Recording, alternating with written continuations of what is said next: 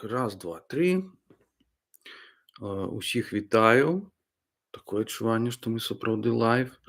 І я просто вот не ў курсе, як гэта будзе працаваць. Таму што я гляджу, это зусім як бы новы спосаб у нас стрымінгу. Вось. І я гляджу, ці працуе мікрафон, ці працуе гук. Сябры, калі нехта выпадкова патрапіў сюды на гэты стрым, то калі ласка, дайце знаць, ці чуеце вы, ці не чуеце. Можна ў каментары, можна напісаць куды-небудзь там у Telegram ці на Facebook. Загадзя ўдзячны. Вот. Такое адчуванне, што неправільна я неяк сяджу. Можа быць, і правільна. Цяжка сказаць. Значыць, вось такім чынам. Ці ідзе ў нас стрым? Трэба глянуць. Прабачце. Зараз праверым. Ці адбываецца ў нас стрым. Так, у нас стрым адбываецца, сур'ёзна. Дайце пагляджу. Прабачце. Тут рэч у тым, што была пэўная паўза паміж тым, што мінулы раз я рабіў, так, это былі мае. Так, здаецца, адбываецца. Нехта глядзіць, хутчэй за ўсё я сам. Так, значыць, ну, пачакаем, можа быць, хто-небудзь далучыцца, але это як бы, як заўжды, масавасць – это не наша мэта, колькасць – это не галоўнае, хаця яна мае тэндэнцыю перарастаць у якасць пры пэўных абставінах. Тым не менш, дарагія сябры, тыя, хто прыйшоў ці яшчэ прыйдзе паглядзець на гэта вось, што я тут спрабую паказваць, усіх вітаю і дзякую за ўвагу. Гэта абсалютная імправізацыя. Я не чакаў, што нешта падобнае буду рабіць у бліжэйшы час, але проста вось прачнуўшыся з раніцы, я падумаў, і што рабіць? Вот надвор'е, ў прынцыпе, сапсавалася, ну, то бок, як бы пахаладала. Вось, дзякуючы кліматычнаму крызісу, мы цяпер будзем увесь час жыць на такіх арэлях тэмпературных. Вось, і я падумаў, ну, не надта хочацца на вуліцу, то чаму мне зрабіць стрым? Вось, і сам спалохаўся гэтай думкі. Але, ў прынцыпе, рэч у тым, што ідэя гэта стрыма ўжо даўно была і рыхтавалася, таму што мой знаёмец віртуальны, Зміцер Лукашук, які паспрыяў у тым ліку поспеху нашай краўдфандынгавай кампаніі на выданне маіх успамінаў. Ён ужо некалькі разоў у прыватным ліставанні нагадваў мне, што вось неблага было б запісаць з маім удзелам праграму «Нацыянальная ідэя». Гэта вядомая, адна з такіх найбольш паспяховых праграм, я думаю, Еўрарадыё.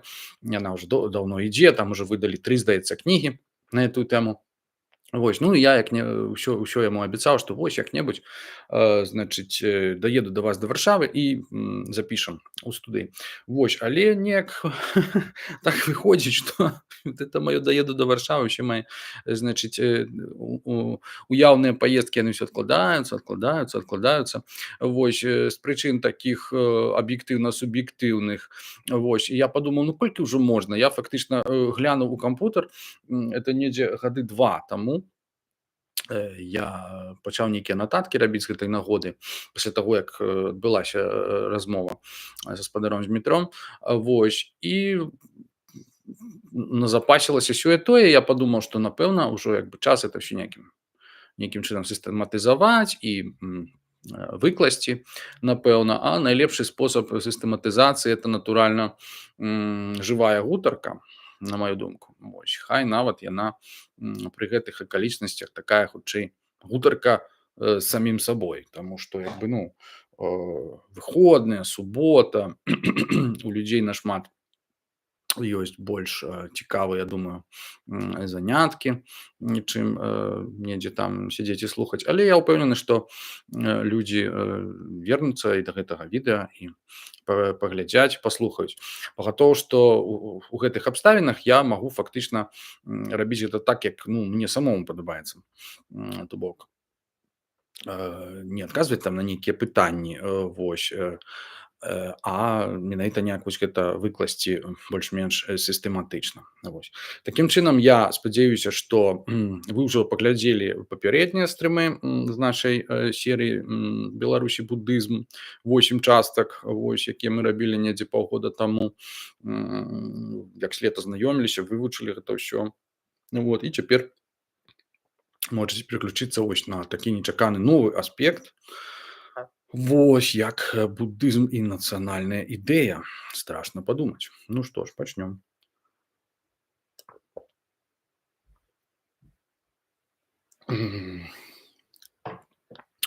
Агулам, в прынцыпе, можна сказаць, што на гэтым можна і скончыць, таму што ну, для многіх людзей і будыстаў у тым ліку гэта будзе гучаць як аксюмарон, што ну, якое ж можа быць спалучэнне будызму і нацыянальнай ідэі. Ну, яны не да канца не маюць рацыі, скажем так. Вось. Хаця, канешне, гістарычна вельмі шмат было спалучэнняў будызма з самымі рознымі нацыянальнымі праектамі, палітыкамі, там, у тым ліку такім як японскі, напрыклад, імперыялістычны праект і гэтак далей. Але ну, мы не пра гэта сёння, мы будзем казаць менавіта пра беларускую нацыянальную ідэю. Вось, з гледзяшча будызму. Вось. Ну, першым чынам, што павінен кожны чалавек сказаць гаспадару Змітру, ну, калі сустрэнецца з ім і, так сказаць, ён задасць яму это пытанне наконт нацыянальнай ідэі, ён, я лічу, павінен сказаць, што нацыянальная ідэя, ў прынцыпе, это такое масла масляное, што это, ў прынцыпе, таўталагічны крышачку канцэпт, менавіта канцэпт. Таму што, як мы ўсе ведаем з 90-х і з моднай калісьці кнігі Андерсана «Уяўленыя супольнасці», мы, ў прынцыпе, ведаем, што нацыя у пэўным сэнсе сама па сабе ёсць уявай. І калі мы кажам нацыянальная ідэя, то мы, ў прынцыпе, кажам як бы уява ўявы. Як бы з другого боку, чаму не? Так? Просто крышечку я бы гэты выраз падправіў, сказаў бы проста не нацыянальная ідэя, вось, а не уяўленая там уява, да? І ідэя нацыі проста самой па сабе. І слухаючы адказы гасцей і госцяў гаспадара Змітра, я так як бы даволі часта лавіў сябе на думцы, што, в прынцыпе, калі ў іх пытаюцца, ну, дык ці ёсць яна, гэтая беларуская ідэя нацыянальная, вось, ну, это фактычна тое самае, што спытаць, а ці ёсць яна беларуская нацыя? Вось, таму што гэта і ёсць уява, якая як бы ёсць, ну, перадумова, як бы гутаркі, так? Калі яе няма, то няма пра што казаць. Вось, але раз ёсць нацыя, то ёсць і ўява, бо яна сама па сабе ёсць уявай. То бок, это ўява, якая ўласцівая пэўным людзям, якія лічаць сябе прадстаўнікамі гэтай нацыі. То бок, як бы пытацца, ці існуе беларуская нацыянальная ідэя, зноў жа, гэта як бы крышачку нелягічна. Вось, пэўна ж існуе, калі пра яе вядзецца гаворка. І іншая справа, якая, вось, як яна сфармуляваная, хто яе фармулюе, так, з якога гледзяшча. Ну, вось, можам пра гэта ўсё, в прынцыпе, сёння таксама пагаварыць. Значыць, уява. Так, што такое сама па сабе уява, што такое сама па сабе нацыянальная тоеснасць, вось, нейкая ідэя з гледзяча будызму. Вось. Ну, тут таксама трэба адразу сказаць, і это тое, на што я намікаў, што можна было б як бы адразу на гэтым стрыме скончыць, што, ў прынцыпе, гледзяча будызму, усе гэтыя рэчы з'яўляюцца ілюзіяй. Так? Уявы, тоеснасці, нейкія там уяўленні і асабліва нейкая прывязанасць да гэтых уяўленняў, надаванне ім нейкай такой як бы, ну, асаблівай значнасці ці асабістасці, ці вечнасці, нязменнасці, свабгава так званая, так? Тое сутнасць альбо самабыццё.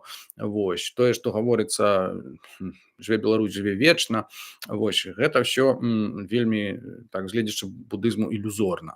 Вось. Ну, я памятаю, былі часы, калі не казалі, што Беларусь жыве вечна, казалі проста жыве. Вось. Але сёння ўжо іншая мода, скажем так, у гэтым сэнсе. Вось, чым я яшчэ памятаю з 90-х.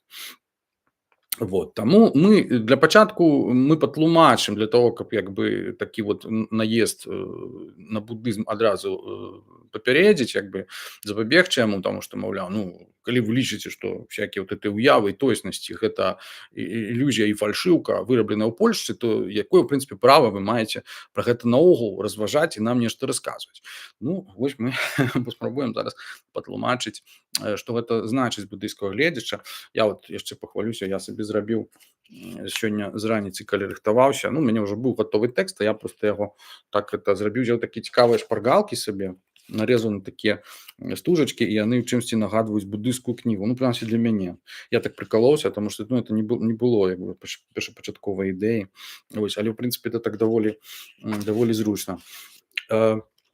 Што ж, я хочу патлумачыць спачатку, што не толькі там нейкая нацыянальная ідэя, але ў прынцыпе любая ідэя і ўява чалавечая ёсць з гледзяча буддызма ілюзія, і нават сама па сабе структура рэчаіснасці, менавіта як бы псіхічнай рэчаіснасці, так, чалавечай, і яна з'яўляецца сама па сабе ілюзорнай.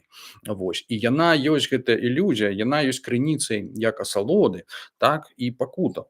Вось, і для того, каб это меней болей патлумачыць, я паспрабую вам прачытаць некалькі, напэўна, тэкстаў з крыніц. Значыць, адна з крыніц это кніга Бхікху Бодхі, ну, ось, яка ўжо выйшла 20 гадоў таму, і называецца In the Buddha's Words.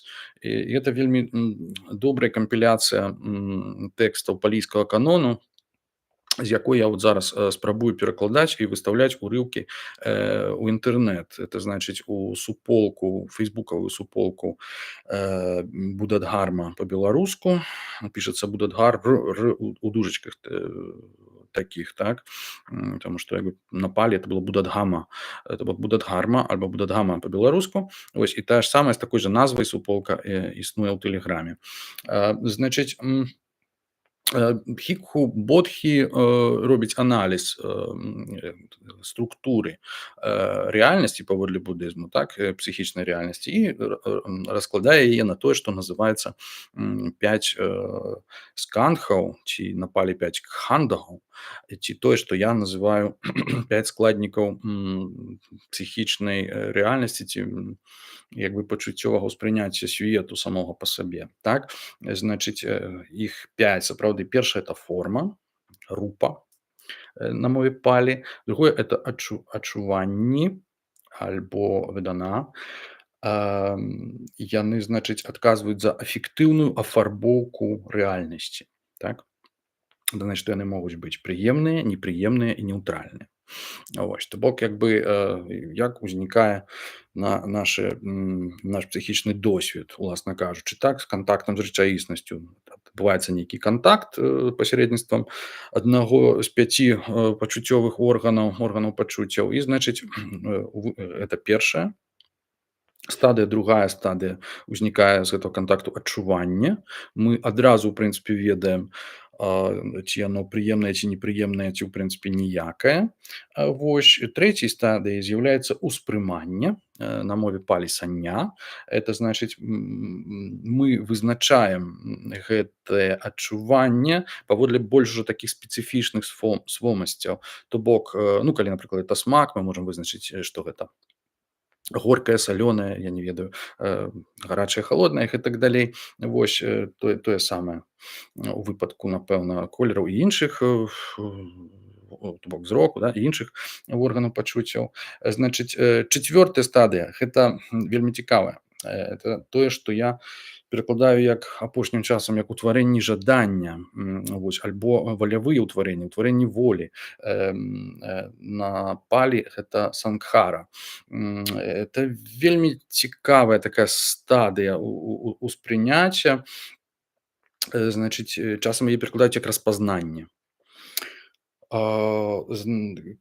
Это значыць, што фактычна это тыя чаканні, Кант, мне здаецца, назваў гэта аперцэпцыяй. Это тыя чаканні, з якімі мы выходзім насустрач нашаму псіхічнаму досведу. Вось, і калі мы нешта ўспрымаем, нейкі аб'ект, то мы, ў прынцыпе, маем тэндэнцыю пазнаваць у ім ужо тое, што мы аднойчы ўспрымалі, бачылі, чулі, адчувалі гэтак далей.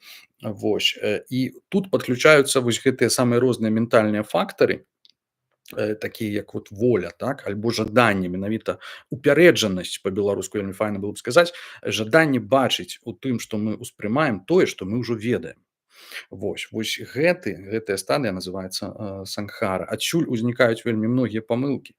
Часам мы бачым чалавека, які нагадвае нам кагосьці, каго мы ведалі раней, і нашае жаданне змушае нас бачыць у гэтым чалавеку менавіта таго, каго мы хочам бачыць, нашага знаёмага ці сябра. Потым аказваецца, што это зусім не так. Вось тое самае у выпадку астатніх адчуванняў. Ну і ўрэшце пятая стадыя гэтых 5 сканхаў, ці як іх называюць панчат кхандха, напалі, значыць, гэта сам сабе свядомасць ці усведамленне, вінняна, так, ці віджняна на санскрыце. Значыць, это усведамленне таго, што мы успрымаем. Усведамленне само па сабе успрымання, так, як я это разумею. То як бы як толькі на ўзроўні гэтай пятай стадыі мы ўжо фактычна сабе фактычна усвядомлена кажам так, я бачу зялёны колер, так, я бачу дрэва, я бачу неба, штось такое. Вось, і адным словам гэтым завяршаецца працэс усяго ўспрымання. Дык вось гэтая тэорыя вось гэтых 5 кхандхаў ці скандхаў, яна як бы робіцца аб'ектам, скажем так, адным з цэнтральных аб'ектаў як бы крытыкі, так, буддыйскай філасофіі. І вось адна з галоўных буддавых тэзаў першапачатковых это тое, што ўсе гэтыя стадыі ўспрыняцця ёсць ілюзорнымі, па-першае, не маюць самабыцця, і па-другое, яны не належаць нам по факту, так, это значыць, што яны не маюць дачынення ў прынцыпе да нашай асобы. Вось, што мы памылкова прыпісваем ім, так, нейкую прыналежнасць да сябе. Ну, даволі такі складаны канцэпт, я потым прачытаю сутру і стане ўсё зразумела. Гэта значыць, што ім насамрэч уласцівыя 3 асноўныя, так, характарыстыкі свету. Гэта нетрываласць, адсутнасць самастойнага быцця, вось, no self, тое, што называюць па-ангельску. І трэцяе гэта пакутлівасць, то бок тое, што яны спрычыняюць пакуту. Вось. Але як я ўжо казаў, апрыёры насамрэч успрыняцці могуць быць крыніцай як асалоды, так пакуты. На гэта таксама ёсць свайго кшталту тэксты. Можна працытаваць зноў жа словы Будды. Манахі, калі б свет не прапаноўваў ніякага задавальнення, істоты не былі б настолькі апантаныя светам. Аднак свет прапануе задавальненне, і праз гэта істоты ім апантаныя. З другого боку, калі б у свеце не існавала ніякай небяспекі, істоты не былі б настолькі расчараваныя ў свеце. Аднак у свеце існуе небяспека, і праз гэта істоты ў ім расчараваныя. То бок, як можна было б сказаць, не ўсё так адназначна. Вось, тым не менш, прачытаем на гэты конт адну з такіх асноўных буддавых казанняў, самых ранніх, значыць, у маім зноў жа перакладзе. Вось, называецца это сутра пра ўласцівасці не я, Анатта Лакхана сутта. Анатта гэта не я, а Лакхана это уласцівасці лакшаны, са зборніка Сам'юта Нікая 2259. Гэтак я чуў. Адзін час узнёслы перабываў у Варанасі, у Ісіпатане, у аленевым гаі. Там ён звярнуўся да манахаў. Манахі, так, спадару, адказалі манахі, пасля чаго узнёслы сказаў ім наступнае. Манахі, цела гэта не я. Калі б цела было я, яно не выклікала б пакуты, і ім можна было б кіраваць паводле свайго жадання. Хай маё цела будзе такое і такое, а не іншае. Але паколькі цела гэта не я, то яно выклікае пакуту, і ім нельга кіраваць паводле свайго жадання. Хай маё цела будзе такое, а не іншае. Манахі, усе астатнія складнікі пачуццёвага досведу, маюцца на ўвазе гэтыя сканхі, пра якія мы казалі, адчуванне, успрыманне, распазнанне і ўсведамленне, Таксама не я. Калі б яны былі я, яны не выклікалі б пакуты, і імі можна было б кіраваць паводле свайго жадання. Хай мае адчуванні, успрыманні, распазнанні і ўсведамленні будуць такія і такія, а не іншыя. Вельмі важны момант, вось гэта менавіта момант кіравання, то адпавядання свайму жаданню. Калі б мы хацелі і маглі, то мы ператварылі б свой псіхічны досвед у бясконцую крыніцу асалоды, выключна асалоды, я думаю. Вось, тым не менш, нікому гэта не ўдаецца зрабіць, і нават багам паводле буддызму яны не здольныя гэтага забяспечыць. Як вы думаеце, манахі, цялеснасць вечная альбо мінучая? Мінучая, спадару. А тое, што мінучае, яно пакутлівае ці беспакутнае? Пакутлівае, спадару. А хіба правільна тады аб тым, што мінучае, пакутлівае і зменлівае, думаць: гэта маё, гэта я, гэта маё я. Зусім неправільна, спадару. А як вы думаеце, манахі, астатнія складнікі пачуццёвага досведу, адчуванне, ўспрыманне, распазнанне і ўсведамлення, яны вечныя або мінучыя? Мінучыя, спадару. А тое, што мінучае, яно пакутлівае ці беспакутнае? Пакутлівае, спадару. А хіба правільна тады аб тым, што мінучае, пакутлівае і зменлівае думаць: гэта маё, гэта маё я? Зусім няправільна, спадару. Таму, монахі, якія б ні былі цялесныя формы, адчуванні, ўспрыманні, распазнанні і ўсведамленні, мінулыя, будучыя ці сучасныя, уласныя ці чужыя, грубыя ці тонкія, нізкія ці ўзнёслыя, далёкія ці блізкія, на ўсіх іх трэба глядзець з праўдзівай мудрасцю і бачыць іх такімі, якімі яны ёсць у сапраўднасці, а менавіта: гэта не маё, гэта не я, гэта не маё я. Манахі, калі шляхотны вучань гэта чуе і глядзіць на ўсё з праўдзівай мудрасцю, ён адварочваецца ад цялесных формаў, адчуванняў, успрыманняў, распазнанняў і ўсведамленняў. Калі ён ад іх адварочваецца, ягоная прагнасць прападае. Гэтак ён вызваляецца, а вызваліўшыся, ён усведамляе: я дасягнуў вызвалення. І разумее, зноў нараджэнні скончыліся, святое жыццё спраўдзілася, што мусіла быць зробленае, тое зробленае, больш нічога з гэтага мяне ўжо не чакае. Гэтак сказаў узнёслы, задаволеныя ўсе 5 манахаў пагадзіліся з ягонымі словамі. Пасля гэтага тлумачэння іхная мысль была вызваленая ад заганаў праз непрывязанасць. Як бачыце, это адна з самых ранніх сутаў ці сутраў, таму што на самым пачатку Будду слухаюць усяго 5 чалавек. 5 монахаў, 5 шравакаў, так сказаць, слухачоў голасу, это значыць самых блізкіх ягоных вучняў. Такім чынам, што мы бачым, тое, што можа быць крыніцай асалоды, тое, што можа быць аб'ектам любові, прывязанасці. Будда крытыкуе гэта і называе, што гэта не маё, гэта не я, гэта не маё я, гэта ілюзія ўсё. Вось гэта падмурак фактычна стаўлення будызму да всякага кшталту прывязанасці, якая ў сваю чаргу ляжыць у падмурку пачуццяў, такіх шляхотных пачуццяў, можна сказаць, як нацыянальнае пачуццё. Так? Калі цытаваць Дхамападу, то Будда там кажа, што у бяспецы адзіна тыя, хто не любіць, не любіць. Што бок такім кшталтам ён фактычна крытыкуе гэтае пачуццё, таму што ён кажа, што асалода ёсць і крыніцай пакуты адначасова. Вось, гэта такія фактычна аксіёмы. Значыць, зноў жа, мы з гледзяча будызма мы павінны гэта сказаць, што гэта сапраўды так і ёсць. Тым не менш, людзі, як ужо у цытаванай сутры прагучала, калі б свет не прапаноўваў асалодаў, так, то людзі б не былі ім настолькі апантаныя. Вось. І трэба сказаць, што менавіта нашае атаясамленне з нашымі успрыняццямі, з нашымі менавіта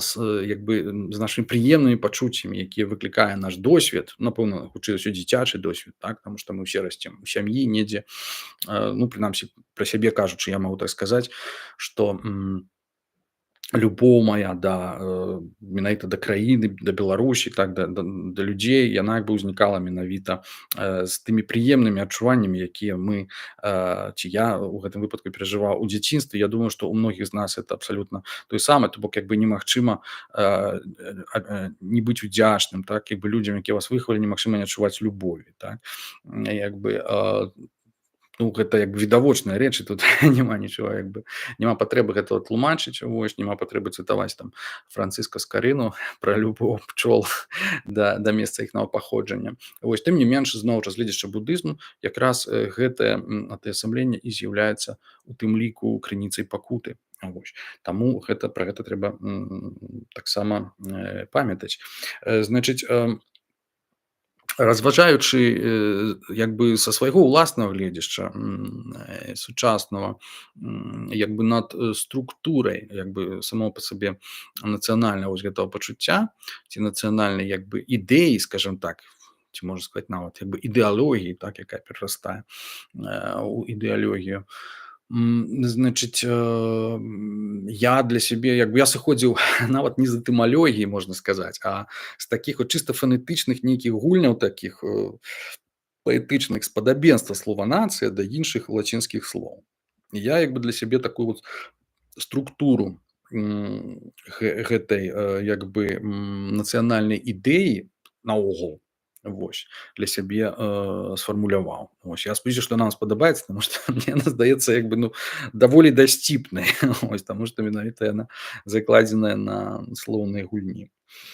Значыць, некалькі аспектаў ва ўяўленні нацыі ёсць. Значыць, першы аспект я назваў аспектам дэтэрмінацыі. Ва ўсіх гэтых словах ён будзе вывучаць слова нацыя. Дык вось, першы аспект – дэтэрмінацыя. Што такое тэрмінус? Тэрмінус – гэта мяжа, так? І фактычна мы пад дэтэрмінацыяй, пад гэтым аспектам мы разумеем, што мы належым да пэўнай як бы з'явы, так, як бы палітычна-геаграфічнай, такой як краіна, так, якая мае свае межы, вось, і якая успадкаваная намі з мінуўшчыны, ад нашых, так сказаць, продкаў.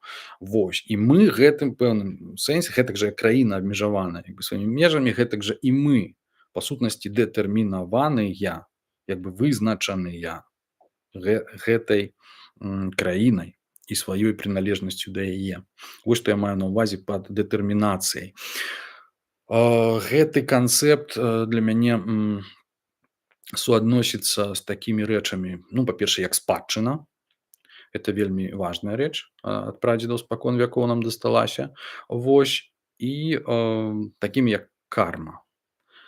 Таму што ў шырокім разуменні слова карма это ў прынцыпе і ёсць спадчына. Яна можа быць спадчынай індывідуальнай, вось, паводле будыйскай тэорыі, то бок з мінулых жыццяў, а можа быць спадчынай калектыўнай, вось, прычым як гістарычнай, як бы гістарычна-палітычнай, так генетычнай самой па сабе. Вось. То бок, в прынцыпе, у панятку, то бок галоўнае тут засвоіць, што дэтэрмінацыя як такая суадносіцца з мінуўшчынай, адпавядае мінуўшчыне. Это тое, што нас вызначае, нашае паходжанне, якое вызначае нас. Вось, я думаю, што ніхто не будзе адмаўляць, што это сапраўды важны складнік, это ўсведамленне сапраўды важны складнік нацыянальнай тоеснасці. Другі момант, які сыходзіць, значыць, гэта дамінацыя. Складнік нацыі, дамінацыя. Гэтае лацінскае слово якраз паходзіць ад слова домінус, спадар, той, хто дамінуе, той, хто ўладарыць, і суадносіцца з цяперашнім, то бок з сітуацыяй тут і цяпер. Яно апісвае адносіны нашыя як суб'екта фактычна да вось гэтага аб'екта нашага нацыянальнага чуцця, то бок да гэтай самай дэтэрмінаванай тэрыторыі, на якой мы знаходзімся і да якой мы адчуваем вось гэтае нацыянальнае пачуццё. Мы адчуваем сябе ў гэтых межах бяспечна, это значыць, што мы кантралюем гэтую тэрыторыю, а кантралюем, это значыць, што мы ажыццяўляем над ёй пэўную ўладу, то бок яна нам належыць. Можа спяваць мы адной табе належым, так, Беларусь моя, але па сутнасці, у прынцыпе, пад дамінацыяй мы маем на ўвазе, што мы калектыўна, як беларускі народ, як беларуская нацыя ажыццяўляем сваю ўладу, суверэнітэт над тэрыторыяй гэтай краіны, Рэспублікі Беларусь. Вось і гэта і мы ажыццяўляем яго тут і цяпер, і мы здольныя яго бараніць у цяперашнім ад усякіх, так сказаць, будучых памкненняў іншых. Вось гэта мы маем на ўвазе пад дамінацыяй. Трэці аспект. Я яго абазначаю як дэтэрмінацыя. Нет, я казаў пра дэтэрмінацыю, прабачце, это мінуўшчына. Трэці аспект не дэтэрмінацыя, трэці аспект прэдэстынацыя. Ну гэта насамрэч даволі цікавы, калі браць з гледзяшча рэлігіяністыкі і хрысціянскай навукі, асабліва пратэстанцкай, это даволі цікавы канцэпт. Я не гэтак это разглядаю. Тым не менш, это нешта, што суадносіцца з будучыняй і што як бы прадвызначае наш будучы лёс. То бок это таксама складнік нашай нацыянальнай як бы ідэі. Кажучы пра прэдэстынацыю, мы ў прынцыпе верым у лепшае, што называецца, і мы верым, што з той спадчынай і з той як бы сучаснай сітуацыі, якую мы маем тут і цяпер, мы здольныя дамагчыся для сябе, для сваіх нашчадкаў, што называецца, лепшай будучыні, так? І што гэтая прэдэстынацыя, там вось гэтае слова destiny, так, destination, это як бы кірунак, значыць, пункт, у які мы кіруемся, а таксама destiny як лёс, то бок калектыўны лёс.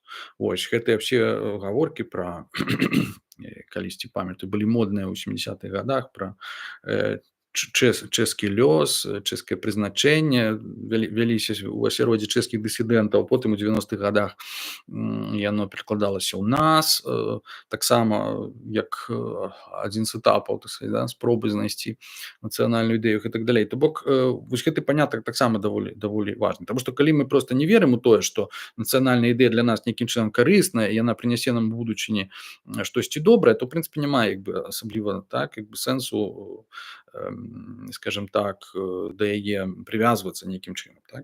Тым не менш гэта ёсць. Вось. Ну і ўжо чацвёрты аспект, каб не зацягваць, гэты аспект я назваў рэінкарнацыяй. Значыць, пераўвасабленнем, так, ад карнай это плоть, нейкая спадчыннасць. Вось. Чаму я кажу пра рэінкарнацыю? Ну, не таму, што я буддыст, а таму, што я заўважыў, што ў народных уяўленнях як бы ёсць такі панятак, вось як што чалавек фактычна вяртаецца, што ў нас у сучаснасці і ў будучыні вяртаюцца нашыя продкі і што мы таксама вяртаемся ў сваіх нашчадках, так?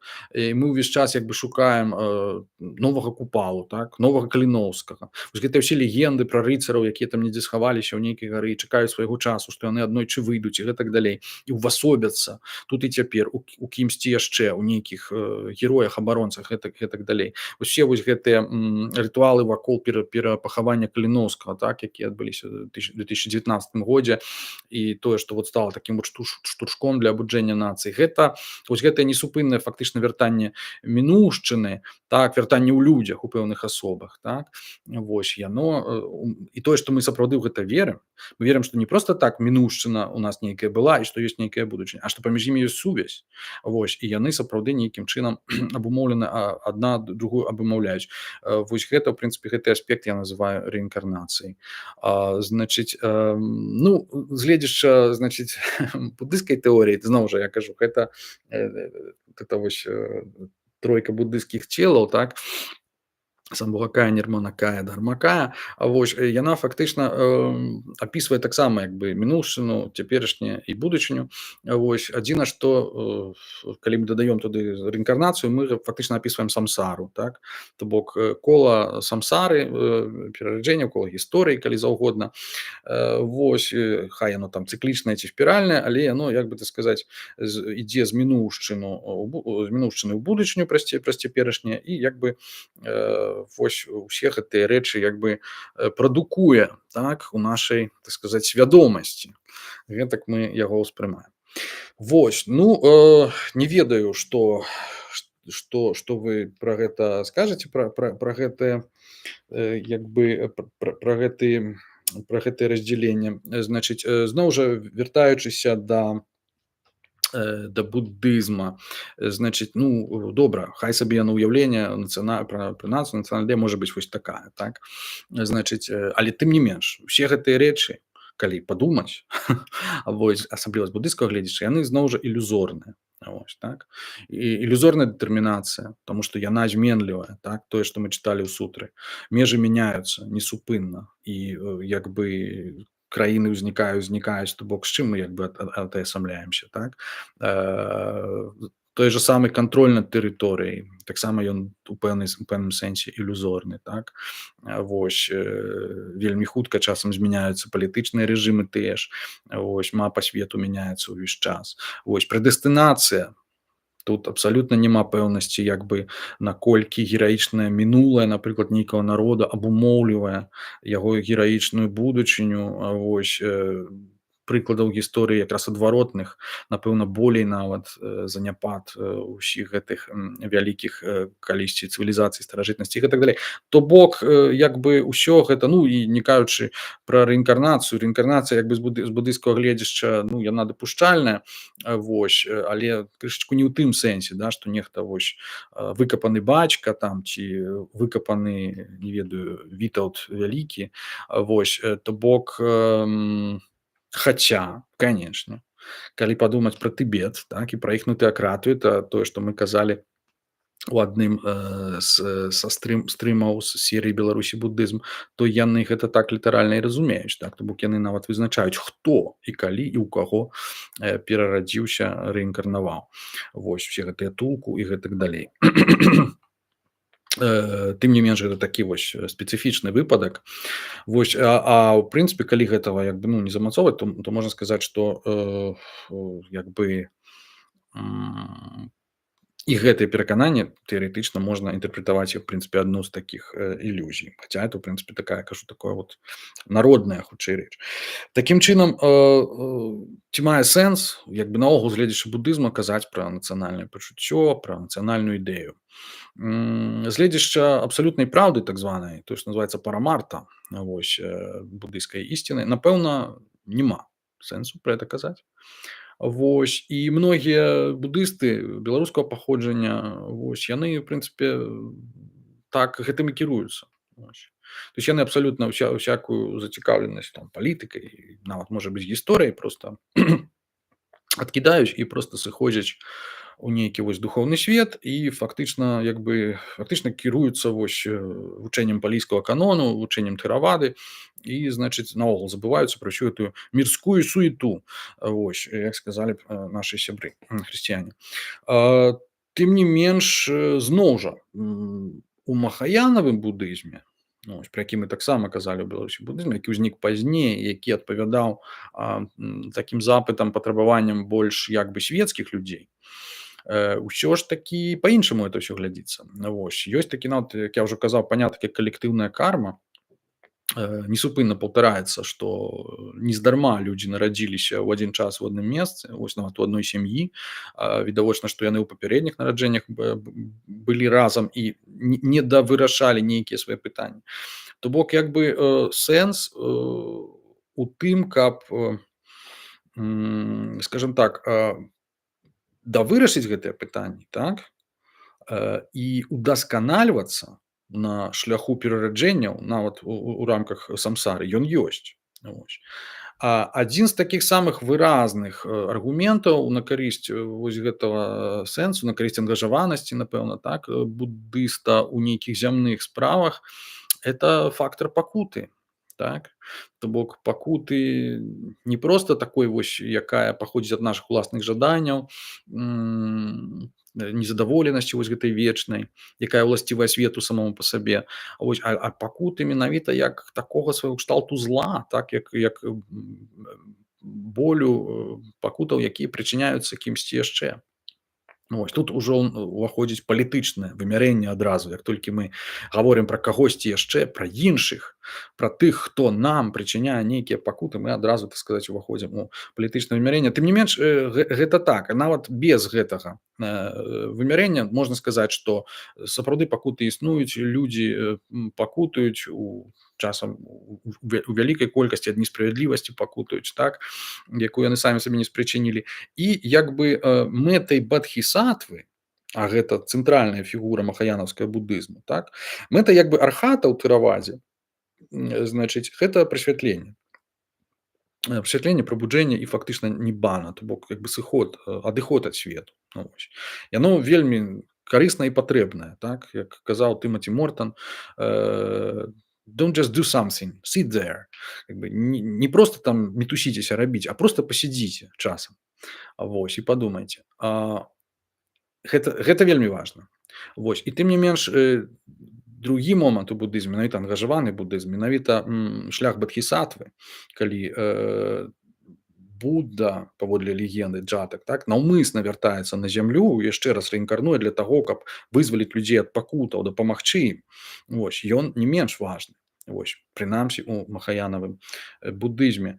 І адсюль вось это і ёсць крыніцай усіх тых тэндэнцый, болей сучасных, якіх як бы я сам з'яўляюся даным прыхільнікам, это перадусім вучэння Цісння Тханя з ягоным ангажаваным будызмам, гэта кірунак Наваяна, якую фактычна стварыў Хімрау Амбедкар, такі індыйскі, адзін з заснавальнікаў індыйскай дзяржавы, юрыст, аўтар індыйскай канстытуцыі, і фактычна ён належаў да далітаў, так, недатыкальных, і стаў адным з такіх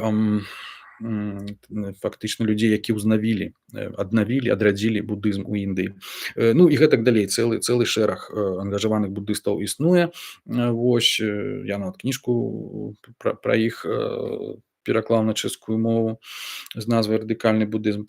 Адным словам, абсалютна ёсць, вядома, сэнс займацца гэтай нацыянальнай ідэяй, нават калі б гэта была ўсяго толькі канвенцыйная праўда, так, то бок існаванне тут і цяпер, як бы пакуты і гэтак далей, з гледзяшча абсалютнай праўды, парамарты, з'яўляецца ілюзорным, з'яўляецца толькі як бы ментальным нейкім феноменам. Калі мы гэта ўсвядомім, тэарэтычна мы павінны ад гэтага вызваліцца. Вось, але з гледзяшча як бы нас непрасвятленых, як бы так, гэта зусім не так. Мы успрымаем нашыя пакуты як рэальныя, мы сапраўды як бы церпім, і як бы бадхісатва не можа, так сказаць, пакінуць нас у гэтай самсары, так сказаць, круціцца вечна. Вось, таму ён прыходзіць для таго, каб нам дапамагчы, часам ахвяруючы сабой, так, то бок тут мы бачым, як махаянавы будызм набліжаецца ў прынцыпе да хрысціянства, пра якое мы яшчэ будзем казаць. Значыць, такім чынам будзем, як будысты, працягваць нашы развагі на тэму нацыянальнай ідэі. І возьмем сабе шпаргалку нумар 3. Вось так от яна выглядае. Ой, дзе моя камера? О, на картоне. Это карацей, это такие картонные скринки для почты. Мы книжки рассылаем. Вось. А теперь я забил за этого шпаргалку. Попью чайку.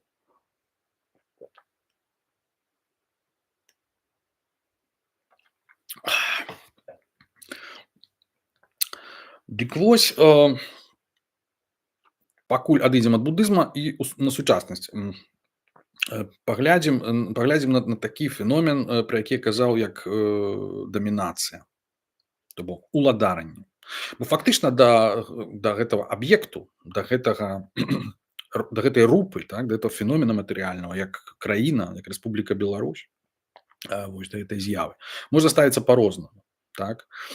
Але у сучаснасці як бы дамінуючае стаўленне, зноў жа тут алегія будзе, это менавіта стаўленне дамінацыі. Вось. для того, каб забяспечыць сабе пэўны камфорт, упэўненасць, там надзею на будучыню, мы павінны у пэўнай прасторы дамінаваць, мы павінны яе кантраляваць. Вось, то бок асноўнае пытанне у нашай сучаснасці і ў нашай як бы нацыянальнай ідэі гэта, на маю думку, пытанне, каму належыць краіна Рэспубліка Беларусь. Бок хто ёй дамінуе, хто гаспадар у этой краіне, хто ёсць той домінус, ось, ці доміна, які ажыццяўляе над ёю кантроль. Ёсць некалькі меркаванняў на гэтую тэму. Вось, мы з вами, я думаю, тыя, хто карыстаецца беларускай мовай, тыя, хто глядзіць гэты стрым, яны маюць такое даволі простае перакананне. Я думаю, што краіна Беларусь павінна належаць беларусам. Лягічна. Значыць, ну, прынамсі, гэта ёсць вынікам нашай гісторыі папярэдняй. Як бы яно фактычна так і сталася. Пытанне ў тым, што каму належаць беларусы самі па сабе, што з беларусамі не так, так? Як бы чаму яны, так сказаць, часта вельмі як бы, ну, і свой суверэнітэт і сваю тоеснасць успрымаюць як намінальную. Яны што, ўсе такія буддысты, што проста вырашылі, што як бы ім это проста не патрэбна? Не, зусім не так. Это не так. Яны з'яўляюцца носьбітамі пэўнай ідэалогіі, так? І зноў жа ілюзорная. Дык вось, гэта ідэалогія, мне здаецца, так, гэта вось такая ідэалогія, зноў жа, ебацік, так, яна сыходзіць з таго, што яны не згодныя з тым, што краіна Беларусь павінна належаць беларусам. Яны сыходзяць з нейкага папярэдняга гістарычнага досведу, скажам, апошніх там 2 стагоддзяў і, значыць, перакананыя, што Беларусь павінна належаць рускім. Так? І можна дадаць, што гэтак жа, як яна дагэтуль належала, я не ведаю, палякам, ці нехта кажа літоўцам, вось. Ці нехта кажа, што вот пасля перамогі над Расіяй украінская армія прыйдзе і вызваліць Беларусь, тады Беларусь будзе належаць украінцам. Ну там, ці не Еўрасаюзу, там, Амерыцы, там каму заўгодна хтосьці можа гэта ўсё прыпісаць. Каму заўгодна, апрача беларусаў. Вось. І вось з усіх гэтых варыянтаў нашыя бацькі выбіраюць Расію як краіну, якая вот непасрэдна ажыццяўляе кантроль над тэрыторыяй Беларусі на працягу апошніх, як мінімум 200 гадоў. І што адбываецца? Яны, як людзі, якія, ў прынцыпе, захоўваюць вось гэтую, як бы, гэтае нацыянальнае пачуццё, такое рудыментарнае, так, яны хочуць па-ранейшаму быць гаспадарамі на гэтай зямлі, на гэтай тэрыторыі, хочуць дамінаваць, так. І паколькі Беларусь, як бы, яны лічаць, належаць рускім, то каб дамінаваць у Беларусі, ім таксама трэба стаць рускімі. Як мага хутчэй. Са знакам якасці ці без. Вось. Але, так сказаць, прыстасавацца вось да гэтай сітуацыі і, ў прынцыпе, вот, казаць, што мы адзін народ, і, ў прынцыпе, вось гэта формула фактычна нацыянальнай свядомасці. Вось, ну, крышачку я это ўсё ускладняю, мы это ўсё і так, напэўна, разумеем. Вось, але гэта формула нацыянальнай свядомасці, якая ўласцівая нашым пэўнай частцы нашых суайчыннікаў Беларусі, якіх мы ласкава называем ябачкамі. Вот. Не хацеў бы нікога крыўдзіць, вот, але гэта сапраўды іхнае перакананне. Вось. Пра беларусаў, тых, хто лічыць, што Беларусь беларуская, мы ўжо казалі, значыць. Ёсць яшчэ частка, я думаю, людзей, беларусаў таксама, якія, ў прынцыпе, ну, яны, можа быць, як бы найбліжэй вось да традыцыйнага вось гэта такого буддызму, да, то бок у іх як бы такое абсолютно пафігісцкае стаўленне да як бы да пытання, каму, уласна кажучы, Беларусь мусіць належаць, так. Вось, яны фактычна, паколькі яны выраслі як бы у Рускамоўным асяроддзі яны фактычна з'яўляюцца рускімі паводле культуры. Вось, але яны могуць лічыць сябе беларусамі проста, могуць лічыць сябе там нейкімі глобальнымі рускімі, яшчэ кімсьці. То фактычна яны як бы індыферэнтна як бы яны да этого ставяцца, дзе б яны не знаходзіліся за мяжой у самой краіне. Вось, ну часам бывае, што іх прачынаецца нейкае нацыянальнае пачуццё там, вось, але як бы вельмі часта я сустракаў, што это проста для іх неістотнае пытанне таксама ёсць. Вось, то бок як бы зноў жа паводле будавай класіфікацыі мы можам падзяліць нацыянальныя пачуцці паводле, так сказать, прыемных, непрыемных і неўтральных. Вось гэтыя трэція яны якраз неўтральныя. Вось, то бок у любым разе я з'яўляюся беларусам і носьбітам беларускай свядомасці у той ступені, у якой я атаясамліваю сябе з гэтай краінай, з гэтай вот матэрыяльнай існасцю, менавіта з тым, што называецца намарупа, так, імя, форма, то бок з матэрыяльным фактам існавання Рэспублікі Беларусь. Вось. І маё, так сказаць, дачыненне да гэтага матэрыяльнага факту яно, так сказаць, вызначае, якім кшталтам беларуса фактычна я з'яўляюся, так. Ну, бачыце, паколькі гэта пытанні, так сказаць, улады, так, того, каму належыць тэрыторыя, то, натуральна, гэтая тоеснасць нацыянальная не можа не быць канфліктнай, то бок не можа не быць спрэчнай, не можа не выклікаць адразу размежавання.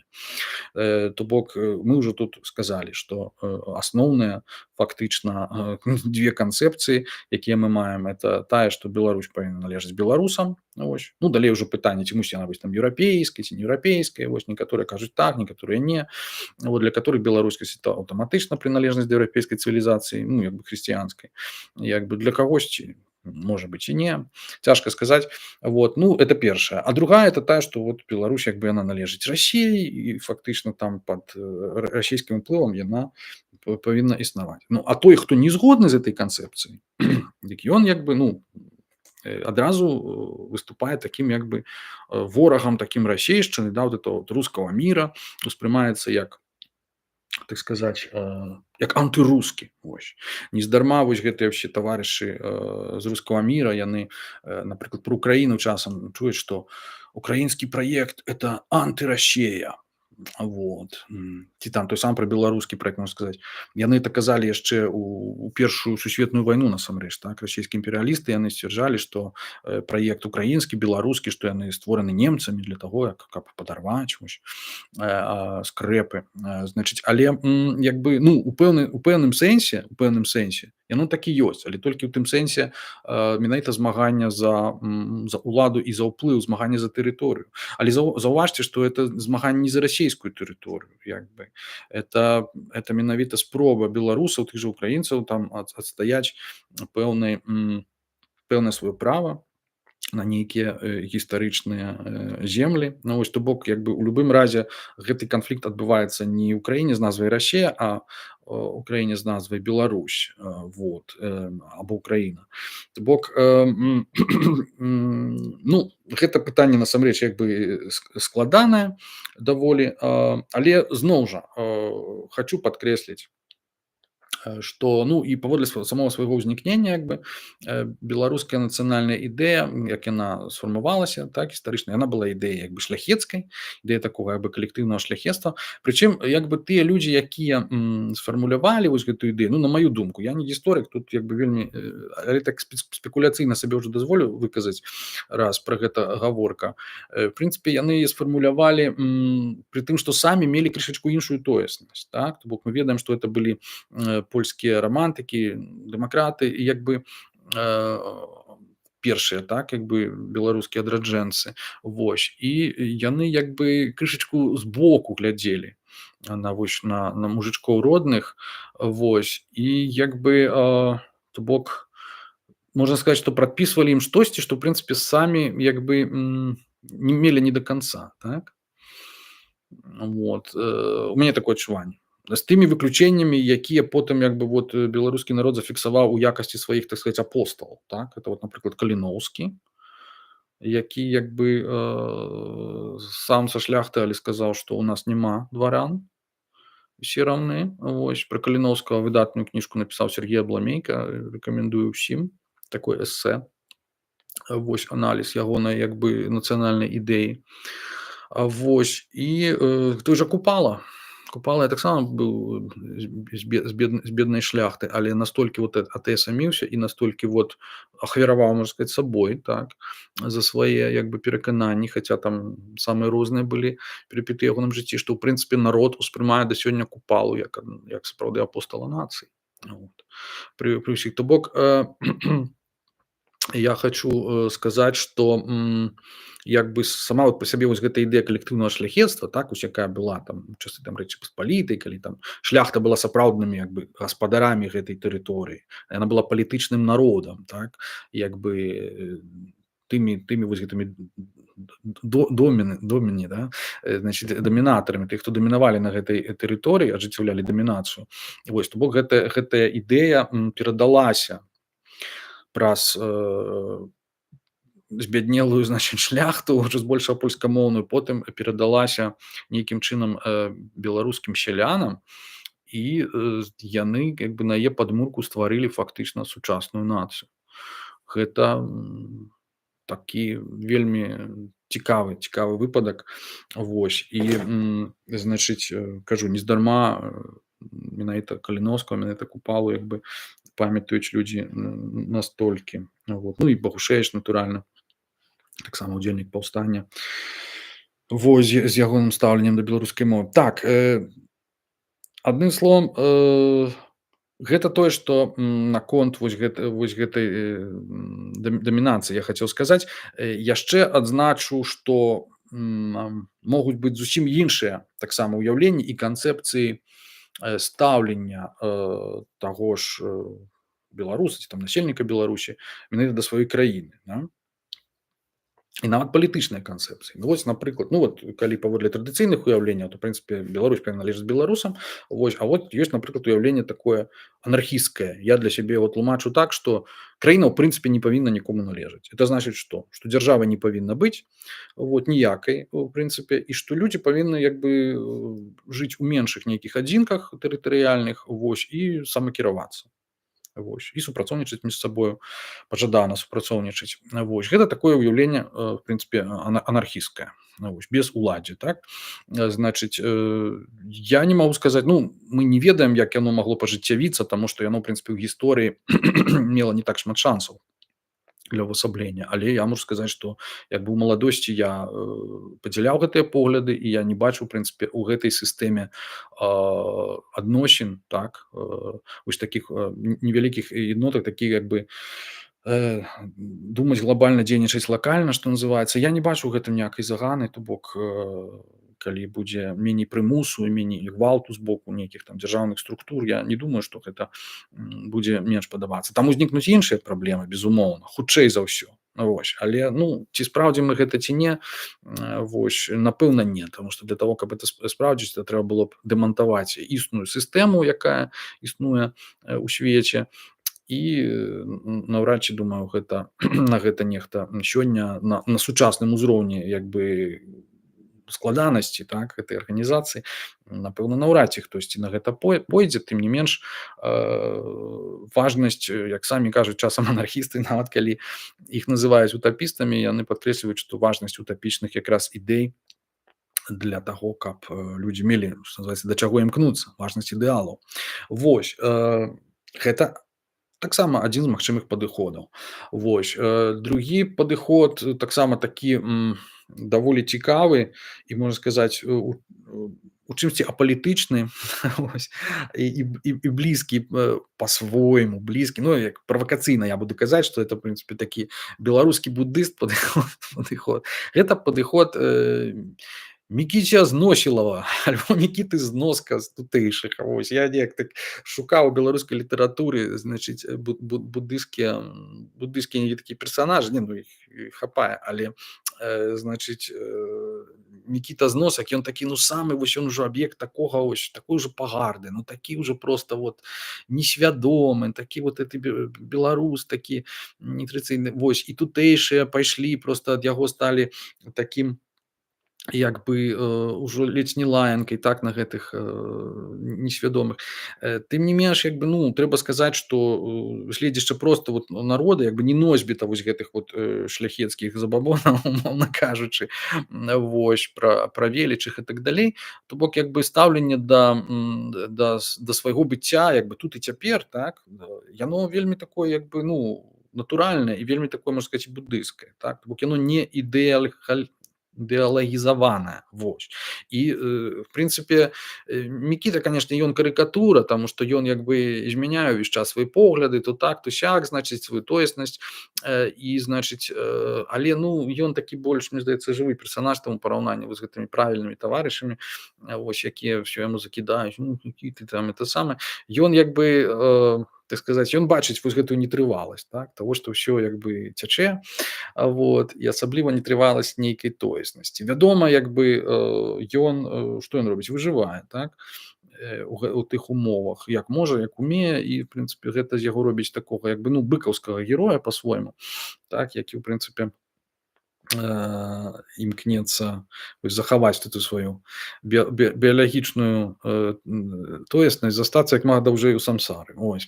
Тым не менш, зноў жа, я б яго просто не асуджаў адназначна.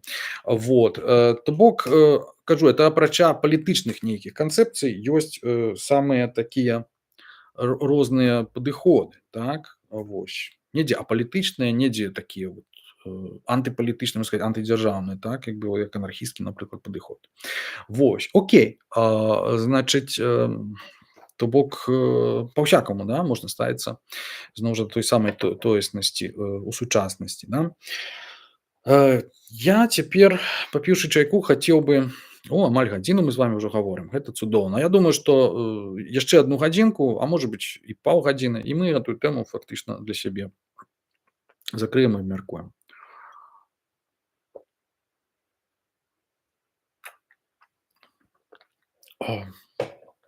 Зараз пагляджу, скарыстаючыся паўзай, пагляджу, ці нехта нешта піша у якасці каментара. У меня такое адчуванне, што не. Усё як мы любім. Значыць, што ж, пераходзім тады менавіта да такіх вот тых, што я для сябе вызначыў да палітычных вот этих канцэпцый беларускай тоеснасці, нацыянальнасці, беларускай нацыянальнай ідэі. Вось як яны у гісторыі узнікалі і іхнае дачыненне да буддыйскай філасофіі, так? Чаму не? Ну, цэлы шэраг гэтых самых аўтараў, якія насамрэч ужо нацыянальную ідэю сфармулявалі. То бок, як бы яшчэ да таго, як узнік трохтомнік, і як узнікла перадача вось пра нацыянальную ідэю, фактычна, мне здаецца, нацыянальная ідэя была ўжо як бы сфармуляваная, прычым нават у некалькіх варыянтах. Вось, ну і, напэўна, варта на іх запыніцца.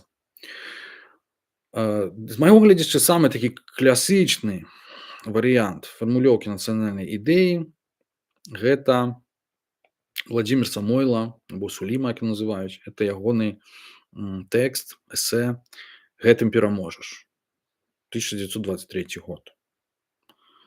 Як бы наогул гаварыць пра нацыянальную ідэю, мне здаецца, абсалютна не мае ніякага сэнсу без ведання гэтага тэксту, без стаўлення нейкім чынам да гэтага тэксту. Што, ў прынцыпе, стала галоўнай падставай, чаму я прымусіў сябе дачытаць яго да канца. Вось, таму што тэкст насамрэч ён класны, як бы вельмі цікавы, вось, хачу сказаць, але як бы, ну, ягоныя як бы пастуляты мне асабіста, ну, не блізкія. Вот. Чаму яны мне не блізкія? Ну, таму што это дужа мне нагадвае тую сістэму і тую ідэалогію, якая парадаксальна існуе сёння. Вот. Это просто такі правильный, что называется, больш правільны варыянт аднаго і таго ж самага, то бок это, ну, это моцная дзяржава, то бок як бы стварэнне сваёй дзяржавы. Вось я не буду пераказваць, вот, але можете самі пачытаць, ён выйшаў збор твораў, вось, Самойла. І як бы так, цікавы мысляр, хрысціянскі мысляр, як бы так. І я для сябе называю ягоную канцэпцыю льючаяся норма. Вось. Як ёсць льючаяся форма, у Канчэўскага Абдзіраловіча, дык гэта значыць льючаяся норма. Потому что все, што ў прынцыпе Самойлу цікавіць, то менавіта ўсталяванне нейкай нормы. Вот. Ён фактычна ён у пошуках, так, гэта ён чысты рацыяналіст, значыць там гегельянец, можна сказаць. Вот, то есть так як бы для яго існуюць там абсалютнае добро, абсалютнае зло, там, значит, это самае абсалютнае добро, это в прынцыпе вот нацыя сама па сабе. Я калісьці чуў, што нешта падобнае казаў Зенон Пазняк, здаецца. Вось, то бок усё там ясна, усё там зразумела. Вось, рэвалюцыя это зло, значыць, ну, таму што выкарыстоўвае такія сродкі гвалтоўныя, тут з ім можна насамрэч пагадзіцца. Вось, рацыянальны падыход, то бок эканоміць высілкі, вось, это галоўнае. І як бы, ну, хрысціянства адзін з падмуркаў, это значыць трэба быць тварцамі саміх сябе, супрацоўнікамі Бога, як ён кажа, так. Вось, само па сабе развіццё это вот і рост, да, вось гэта дабрабыт, багацце, это просто самамэта, яно так просто павінна быць, яно павінна як бы паляпшацца. Вот не то, як з буддыйскага гледзяшча просто як бы зменшыць пакуту, вось, як бы, а наадварот, як бы такое вот прагрэсівісцкае такое стаўленне. Вось, мова для яго это галоўная прыкмета самабытнасці нацыі. Вельмі важная як бы вялікая ўвага надзяляецца школе нацыянальнай, менавіта выхаванню, менавіта вось стварэнню, так сказаць, гадаванню, так сказаць, да, вось гэтых дзяцей, як бы у галовах іх стварэння нейкага пераканання і гэтак далей. Ну, это тое, што фактычна чым выдатна карыстаецца і сённяшняя наша дзяржава, так, вымываючы мазгі маладому пакаленню. Вось толькі тут нібыта это у добрых мэтах, так. Бок фактычна ўся нацыя павінна выхоўвацца як дзіця, то бок як бы вот інтэлектуалы, там эліта, яны павінны яе весці нейкім чынам. І вось, так сказаць, просто вот навязваць ёй вось гэтую норму, вось гэтую льючуюся норму, так. Але при этом, так сказать, мірнымі сродкамі, без гвалту іх і так далей. Вось, ну, што там яшчэ сцвярджаецца? Няма зла мацнейшага за дабро, так, піша Самойла Суліма ў 23 годзе. Ну, як бы гісторыя потым яго, так сказаць, крышачку карэктуе. У любым разе гэта такая вот по-свойму ідэалістычная з майго гледзяшча канцэпцыя, якая грунтуецца як бы на хрысціянстве, такім адносна як бы беспраблемным, што называецца. Ну, вот так, мы як бы жывем, так сказаць, у самсары, як бы з майго гледзяшча, умоўна кажучы, так, вот нейкі жыццёвы працэс адбываецца, вось, але з гледзяча хрысціянства ён фактычна ён не то нікола, вот, а гэта нейкая вот лінія, таму што наперадзе, так сказаць, нас чакае воскресенне, так сказать, і ўсё скончыцца добра, значыць, другое прышэсце і так далей. Як бы это вот эта вот эсхаталагічная хрысціянская дактрына.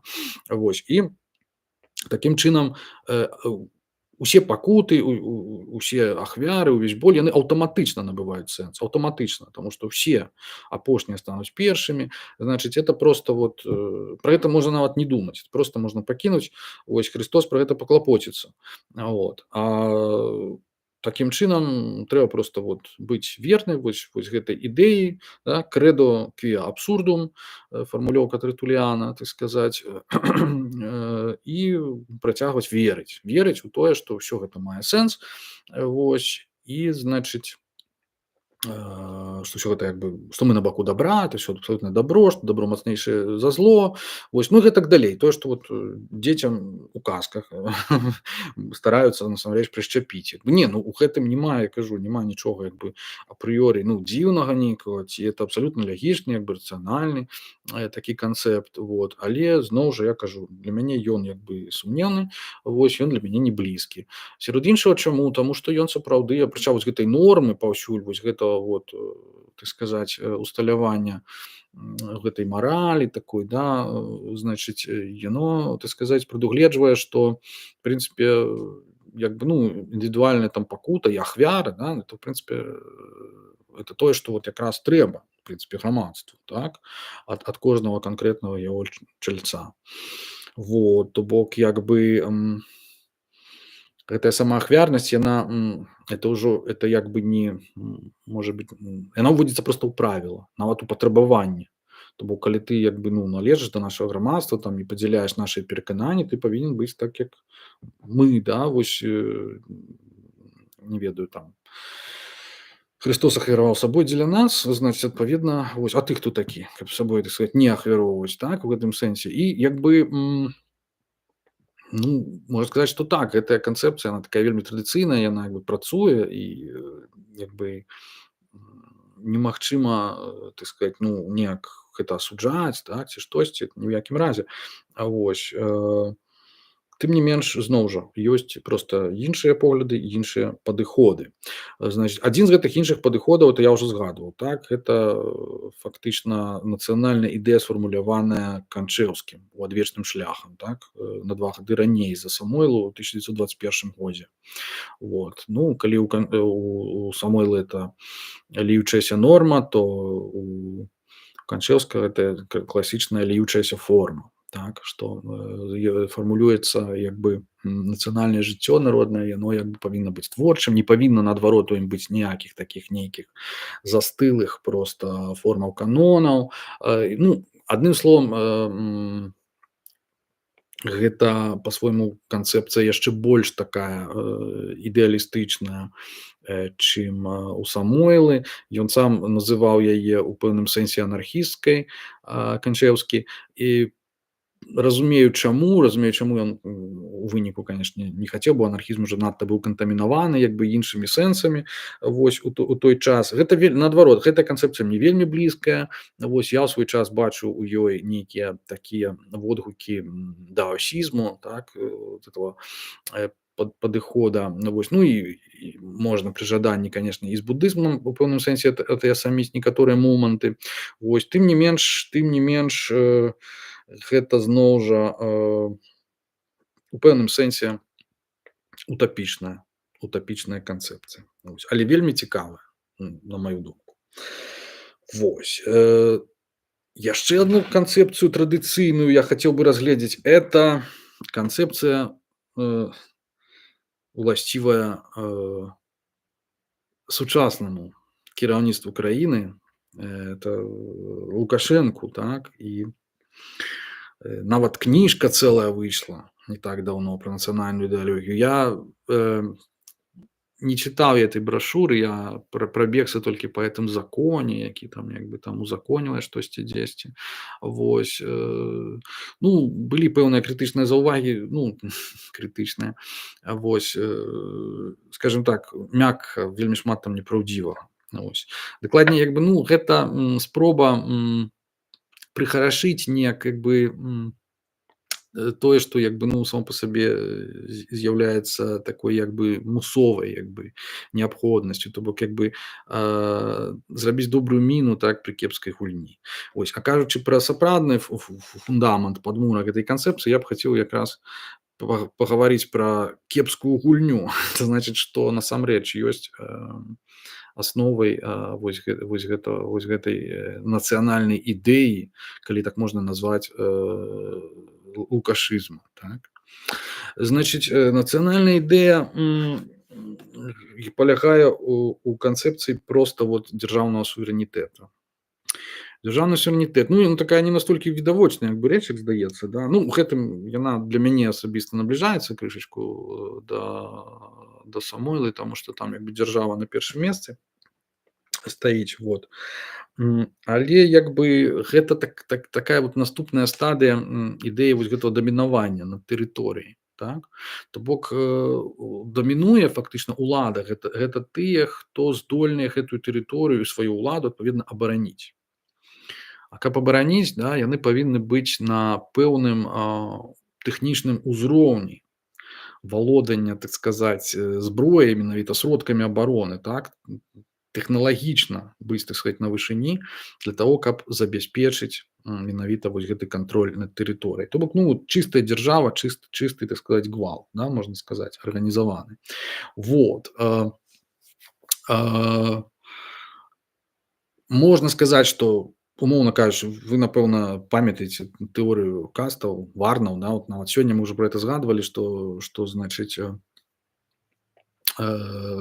суверэнітэт, як бы, ну, ці там сацыяльная гегемонія, значыць, у дэмакратыях яна збольшага прыпісваецца вайшям, так званым, так. Хто такія вайші, так сказаць, паводле старажытнаіндыйскай вот этой класіфікацыі, так, гэта, ну, сяляне найперш, вось, і, але таксама гандляры. Вот, то бок эканамічна актыўныя людзі, прынцыпе, тое, што мы сёння можам называць там буржуазіяй, сярэдняй класай і так далей. Вось, была канцэпцыя Карла Маркса, які лічыў, што, сацыяльная гегемонія і вызваленне, так сказать, новая фармацыя, яна павінна належаць пралетарыяту. Вось, і калі мы паглядзім, хто такі пралетарыят, это шудры, калі это вот паводле індыйскай класіфікацыі, это рамеснікі, вось, і розныя там людзі, якія выконваюць там усякую чорную работу. Вот. Это яшчэ не недатыкальныя, але ў прынцыпе ўжо, так сказать, недатыкальныя наогул стаяць па-за каставай сістэмай. Вот. Але гэтыя на самай як бы ніжэйшай прыступцы. Вот. Тыя, хто стаяць па-за сістэмай, гэта паводле марксавай, здаецца, тэрміналогіі, это люмпены. Люмпен, пралетарыят, штось такое. Вот. Значыць, тут, значыць, ну і вот, і Маркс лічыў, што, так сказаць, што шудры прынясуць нам вызваленне. Вот, свабоднае грамадства. Вот. А калі мы паглядзім на тэорыю, што цікава, што да Маркса, да, да марксавых тэорый, так сказаць, апелююць многія вот таварышы, якія лічаць сябе там левымі, якія адначасова падтрымліваюць сучасную, так сказаць, дзяржаўную сістэму ў Расіі, у Беларусі. Вот. Тым не менш, асновай, на маю думку, вось, гэтай дзяржаўнай ідэалогіі сучаснай з'яўляецца якраз клясавыя інтарэсы такой касты, як кшатрыі. А кшатрыі, это мы ведаем, гэта прафесійныя ваяры, вось, і засяроддзя якіх якраз вот фармаваліся якраз дынастыі, так, уладары. То бок, што цікава, што і Буда Шакьямуні паходзіў якраз з сям'і кшатрыяў, уладара. Такім чынам, як бы так, то бок, Лукашенко, ён калі да ўлады прыйшоў, ён жа як бы не хаваў, што ён як бы шмат у чым у інтарэсах, так сказаць, так званых людзей у пагонах ось, выступае. Ось. Ну, я яго так вот і ўспрымаю да сённяшняга дня. То бок, як бы, ніякіх ілюзій наконт таго, што вот як на захадзе там з'яўляецца крыніцай суверэнітэту з'яўляецца народ, вось, сам па сабе, не. Значит, крыніцай суверэнітэту з'яўляецца вот войска. І тыя, хто здольны яго абараніць, пажадана сказаць, прафесійныя ваякі. Вось. Ну, а што такое войска? Вот это вот адно з галоўных пытанняў. Войска это, ў прынцыпе, такі вот, ну, грамадскі інструмент, інстытут, да, які, ў прынцыпе, убірае ў сябе такое найвышэйшае, ўсё як бы найбольш тэхналагічна развітае, так, на дадзеным узроўні цывілізацыі. То бок мы можам сказаць, што ўсе вынаходніцтвы, якія адбываюцца, яны у першую чаргу, ну, калі нават не ў першую, то неўзабаве пасля таго, як яны з'явіліся, яны прыстасоўваюцца да патрэбаў знішчэння, да патрэбаў вайны і забойства. То бок, ну, вось так працуе наша з вамі у двукосці цывілізацыя. І такім чынам можна, па ідэі, вось як Карл Маркс там падзяляў эпохі паводле спосабу арганізацыі эканамічнага, як бы эканамічнай вытворчасці, так, гаспадаркі самой па сабе, вытворчага ладу, так, як бы, то можна ці спосабу вытворчасці. Вось, то гэтак жа можна фактычна арганізаваць як бы гісторыю паводле таго, якія, значыць, якая зброя, якія войскі, якая арганізацыя як бы гвалту, так, дамінавала у тую ці іншую эпоху. Вот. Дык вот, калі вот такі спіс караценькі прайсці, дык это вот, значит, там пачыналася з дружыны такой княжскай, каралеўскай, так, потым узнікла нейкае рэгулярнае войска, ну, вось як інструмент, потым гэта рэгулярнае войска, это вельмі доўга трывала насамрэч, як бы, значит, яно атрымала агнестрэльную зброю, вось, это вялікі быў, так сказаць, скачок, можна сказаць, наперад у мастацтве вайны, калі его так взять, значит, ці ў тэхналогіі. Потым, пасля вялікай французскай рэвалюцыі, вось гэтая масавая мабілізацыя, тое, што Напалеон называў «levé en masse», калі яму трэба было, так сказаць, як мага больш ваякаў мабілізаваць на абарону рэспублікі. Вось гэта таксама быў вельмі важны фактар, які дамінаваў нейкі час у 19 стагоддзі. То бок арміі вялікія колькасці людзей, які трэба было забяспечваць, так таксама. Пра гэта Вернер Зомбард, такі сацыёлог, пісаў вельмі цікава пра тое, як войска фактычна з самага пачатку свайго ўзнікнення рэгулярная армія была адным з рухавікоў фактычна капіталізму. Это вельмі цікавая кніга. Ну і гэтак далей. І значыць потым з'яўляюцца зноў жа вось гэтыя тэхналагічныя інавацыі, там не ведаю, там самалёты, танкі, кулямёты, так вось гэтыя спосабы забойства ўдасканальваюцца. Урэшце рэшт прыходзіць ядзерная зброя, і сёння мы жывём ужо ў такую пару, што, в прынцыпе, ўсё можа быць зброяй, так, інфармацыйная зброя, эканамічная зброя, біялагічная зброя і гэтак далей. То бок мы нейкім чынам такі вот апынуліся ў пару такой татальнай вайны, такой total warfare, даволі дзіўную і незайздросную, можна сказаць. Дык вось, Лукашенко на это ўсё глядзіць, можна сказаць, як бы рэалістычна і прагматычна. Вось. Ён лічыць, што вось все гэтыя ўяўленні пра тое, што народ кіруе сам сабою, так сказаць, так, абірае сваіх прадстаўнікоў, што вот эканамічная актыўнасць, так сказаць, яна, ну, taxation without representation, што яна дае нейкае права на удзел у кіраванні дзяржавай. Ён лічыць, што это ўсё мінуўшчына, вот, что это все как бы 18-19 стагоддзе, вот это все прыгожыя ідэалы вялікай французскай рэвалюцыі. Вось гэтак жа як мінуўшчына ёсць все вось гэтыя марксісцкія ідэі там пра шудраў, гегемонію пралетарыяту, пра тое, што там нехта вызваліцца, ўсё лухта насамрэч. Як бы все, што мае значэнне, это просто вот прамысловасць, эканамічны ўзровень і, так сказаць, вот кантроль над тэрыторыяй, які ажыццяўляецца дапамогай гвалту, з дапамогай зброі. Вось. У гэтым сэнсе для яго найвялікшай, так сказать, трагедыяй з'яўляецца, ну, может быть, нават не распад Савецкага Саюза, як для Пуціна, а менавіта страта ядзернай зброі з гледзяшча Беларусі. Таму што як бы вывад, так, ядзернай зброі. Вы памятаеце, да, вось гэту всю гісторыю, будапешцкі мемарандум, калі Украіна таксама адмовілася ад ядзернай зброі, вывела яе, проста ёй паабяцалі, далі нібыта нейкія гарантыі бяспекі. Мы ўсе бачым, чым яны абярнуліся. Вось гэтак жа сама як бы павяла сябе Беларусь, вот, ну, пад уплывам чарнобыльскай трагедыі ў пэўным сэнсе, так, што просто было такое да этого стаўлена, што нам это не трэба, это небяспечна, вось, давайте мы будзем без'ядзернай краінай, вось, цалкам зразумела, можна сказаць. Вось, але гэта якраз з гледзячы Лукашэнкі ёсць вялікай памылкай, таму што мы адмовіліся як бы ад спосабу сябе абараніць, а ў сучасным свеце адзіны, хто мае рэальны суверэнітэт, это той, хто мае самую перадавую, што называецца, зброю. А такой зброяй ўсё яшчэ з'яўляецца менавіта ядзерная зброя. Ось, то бок ніхто іншы па сутнасці суверэнітэтам не валодае. Ось. Тое, што яны кажуць, напрыклад, пра калектыўны захад, фактычна тое самае, да? То бок як бы з іхнага гледзяча чыста прагматычнага такого, так, як бы цынічнага, як бы суверэнітэт краін вось Еўропы, напрыклад, ён забяспечаны выключна нейкім ядзерным парасонам, які прадастаўляе там Злучаныя Штаты, так. Таму яны вось так вот і пра еўрапейцаў і гавораць такой пагардай, што типа што хто вы такія. Ну, вядома, там ёсць там Францыя, Брытанія і так далей, але ў прынцыпе як бы, ну, без Амерыкі яны як бы ніхто, і была б іхная воля, там уже, бок яны не суверэнныя краіны з іхнага кшатрыяўскага гледзяшча, ось, а яны вот суверэнныя. Вот. І таму нездарма Лукашенко ўвесь час выпрошвае там у Расіі вось гэту ядзерную зброю, там пагражае ўсё яе ўвесці там на тэрыторыю Беларусі і гэтак далей, таму што ён бачыць у гэтым крыніцу, ну, у нас кажуць там захаванне ягонай улады, так, мы кажам, але гэта для яго не проста захаванне ягонай улады, ён рэальна это ўспрымае як гарантыю існавання беларускай дзяржавы ў будучыні. Вось. Калі гэтага не будзе, то рана ці позна і не стане і беларускай дзяржавы.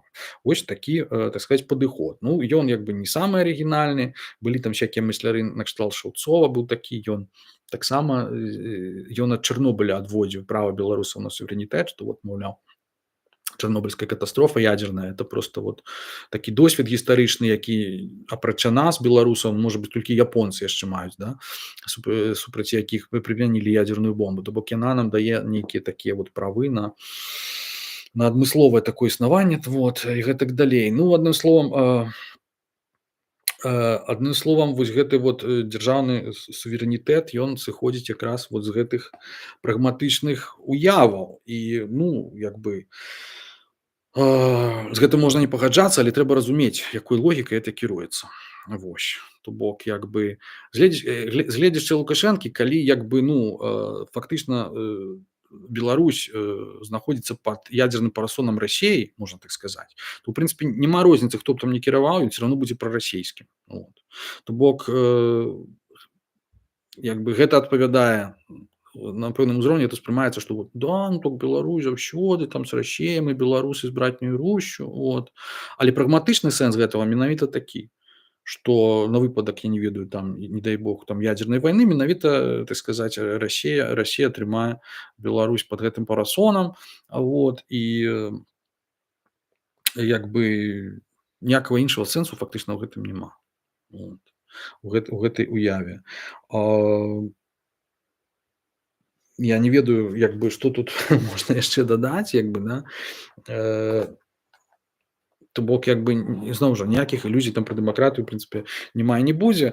Вот. Трэба хутчэй, нам самім, так сказаць, уяўляць, што такое, як бы, ну, уява, з гэтага гледзяць, што такое уява, як бы, суверэнітэта і як яна, вось, наколькі яна залежная ад тэхнічнага ўзроўню грамадства, вось, ад геапалітычнай сітуацыі і гэтак далей. То бок, як бы, сапраўды, напэўна, крышачку наіўна было б, да, думаць, што сапраўды нейкія мадэлі там ранейшыя, што яны аўтаматычна дзейныя, вот, у сучасным свеце. Магчыма, это зусім не так.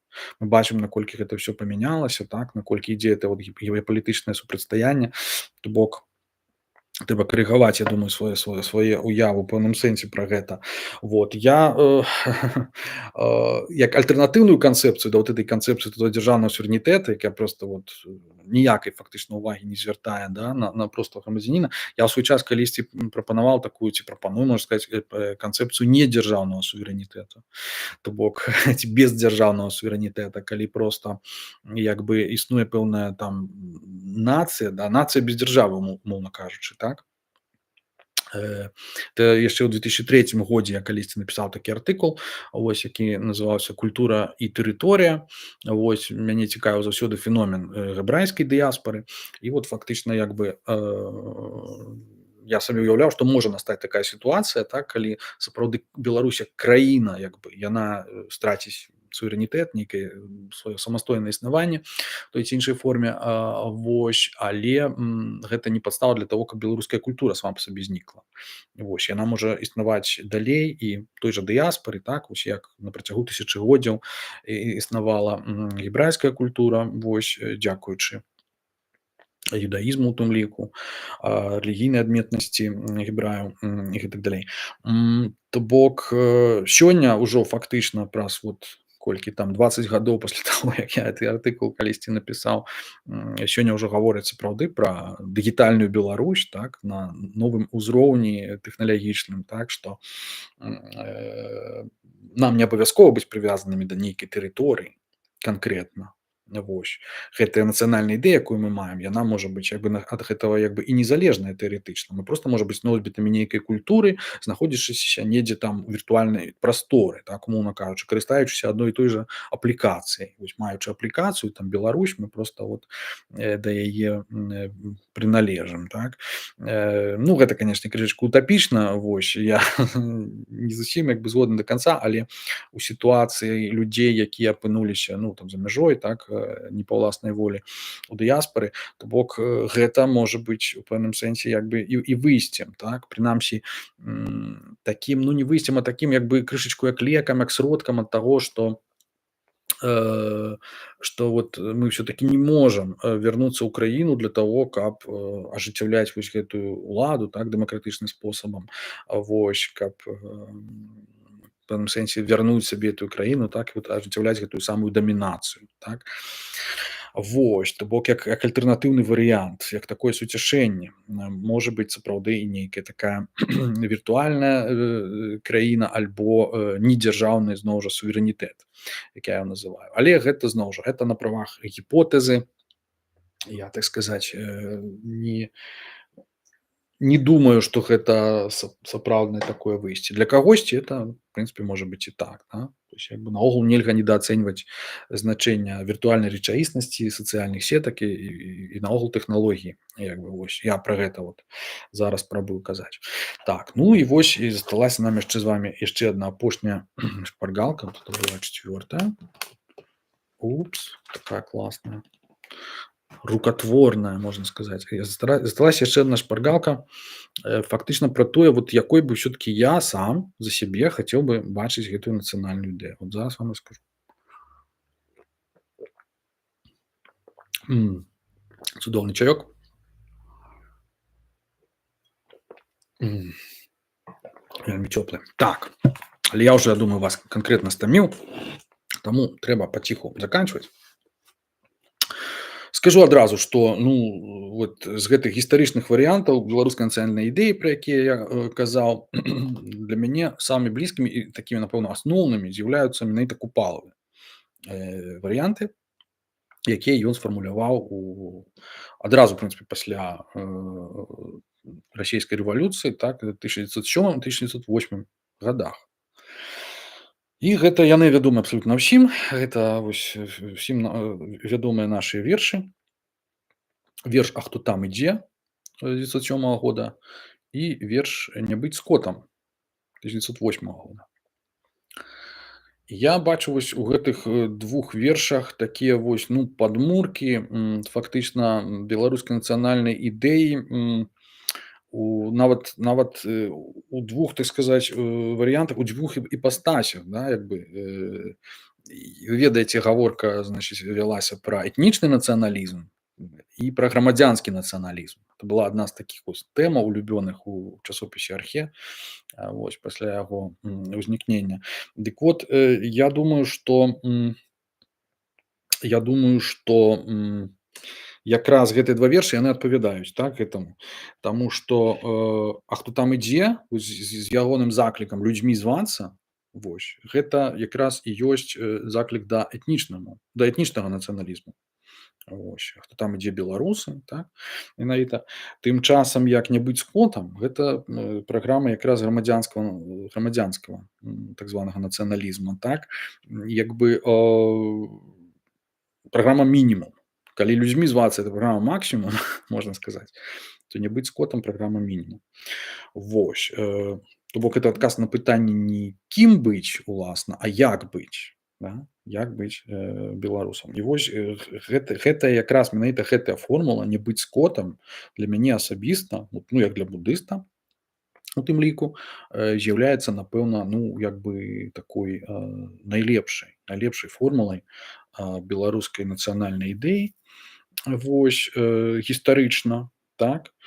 Наогул, калі гэты верш разглядзець, то мы бачым, што на той момант ён сапраўды адлюстроўваў усе асноўныя моманты значыць тагачаснай беларускай тоеснасці. Ён нават напісаны наўмысна ў такім вот жанры, як бы такім як катэхізіс, да, то бок адказ на гэтыя асноўныя пытанні, такой крэда свайго кшталту кожнага беларуса.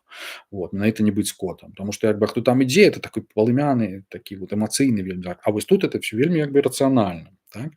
І вось мы пабачым, хто ты гэткі свой тутэйшы. Тутэйшы это што азначае? Што я паходжу з гэтай тэрыторыі, што я маю да яе нейкае дачыненне, я тут нарадзіўся, так, адзін з вас, так, маю дачыненне да Беларусі геаграфічна. Чаго хочаш, долі лепшай. Мы бачым тут як бы ну хочаш пастулюе нейкую суб'ектнасць, то бок это носьбіт нейкай волі, нейкай прагі, нейкага жадання.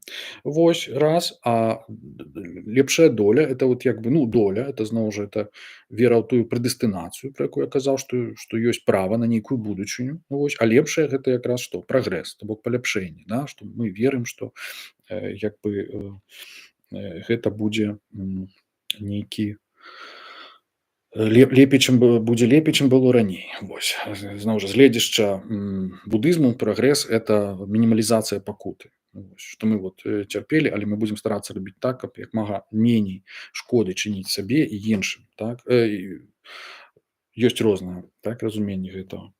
Значыць, якой долі хлеба, солі. Вось тут зразумела, што проста каштоўнасці тагачасных беларусаў, вось пад якія купала падпісваецца, прынцыпе яны ў першую чаргу яны такія, ну, базавыя, матэрыяльныя, без іх няма нічога.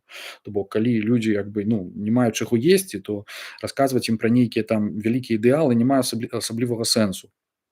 І тут прынцыпе і Будда таксама з гэтым згодны. Ёсць Діднаджагу Сутта, ёсць такі тэкст, у якім, значыць, Будда загадвае сваім вучням спачатку накарміць чалавека, таму што чалавек прыйшоў там некалькі дзесяткаў кіламетраў для того, каб паслухаць Будду, вось, і сеў у першы шэраг і пачаў проста самляваць, там засынаць. Вот.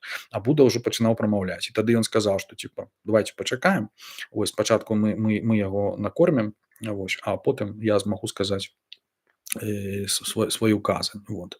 І пасля гэтага некаторыя вучні, так сказаць, пыталіся, дзівіліся, чаму ён так зрабіў. Будда тлумачыў, што без гэтага няма, так сказаць, што немагчыма чалавеку, які не мае фізічных сіл, немагчыма зразумець дхамму.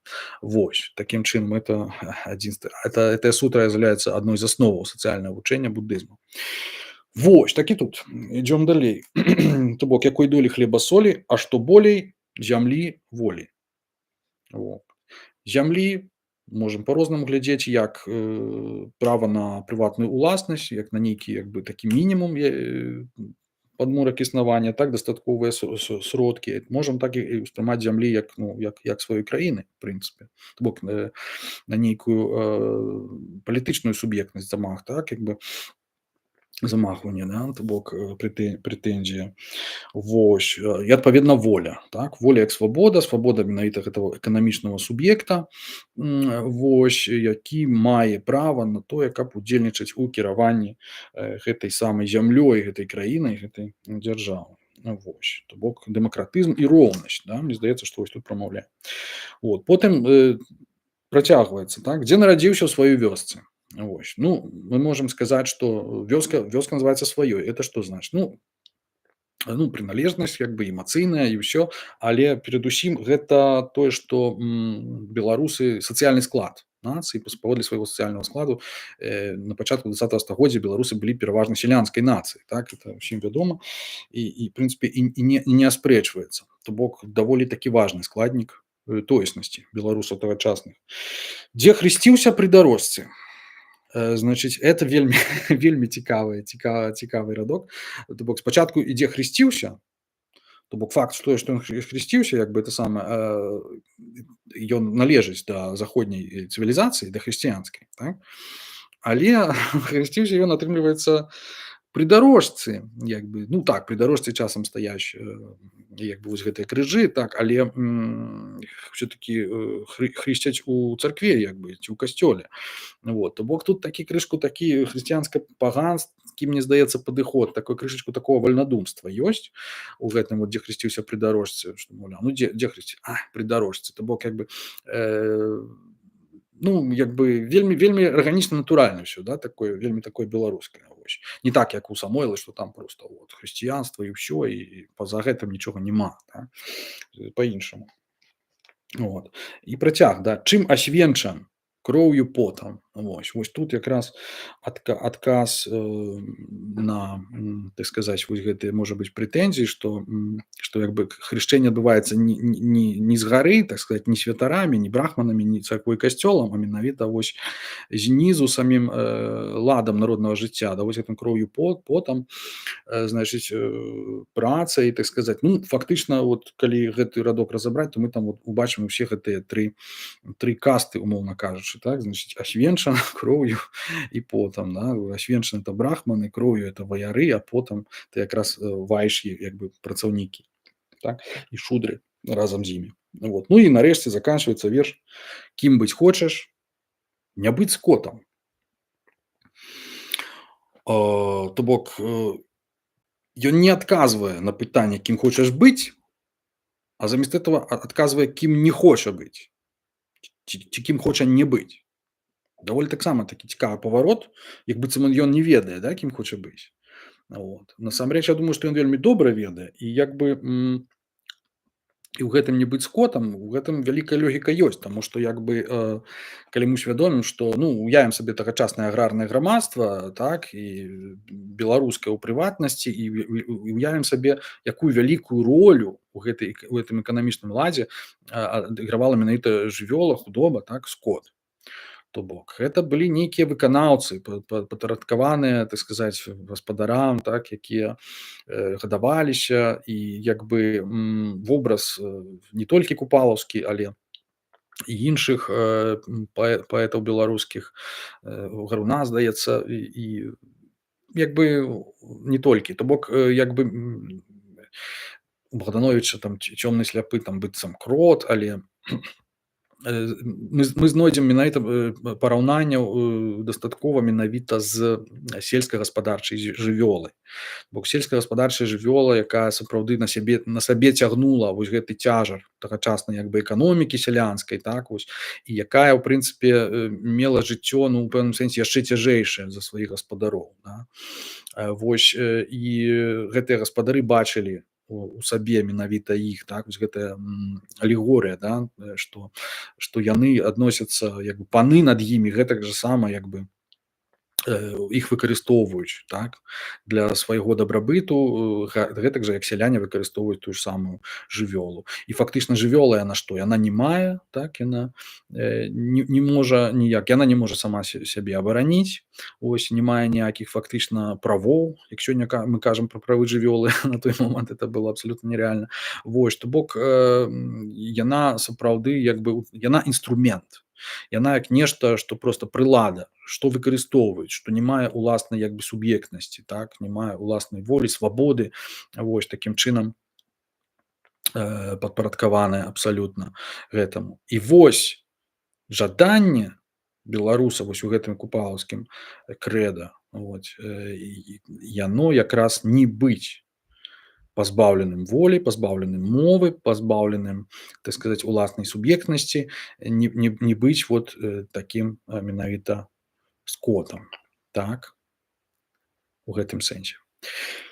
Вось што меў на ўвазе, мне здаецца, вось што меў на ўвазе тады Купала, вось, і абсалютна пад гэтым, у прынцыпе, можна падпісацца. Адзіна што, значыць, з часам яшчэ як бы развіццё як бы гісторыя ўдакладніла гэтае значэнне, гэтую фармулёўку, так, таму што як бы, ну, апрача таго, што вот значэнне скот як штосьці вот бязвольна падпарадкаванае, што там цягне вось гэтае ярмо, жыве ў ярме, значыць, набыло як бы значэнне, што вот скот это такі вот праціўны чалавек, які робіць усякія гадасці. То бок як бы не маральны чалавек, які паводзіць сябе як скаціна, вось, падступна і гэтак далей.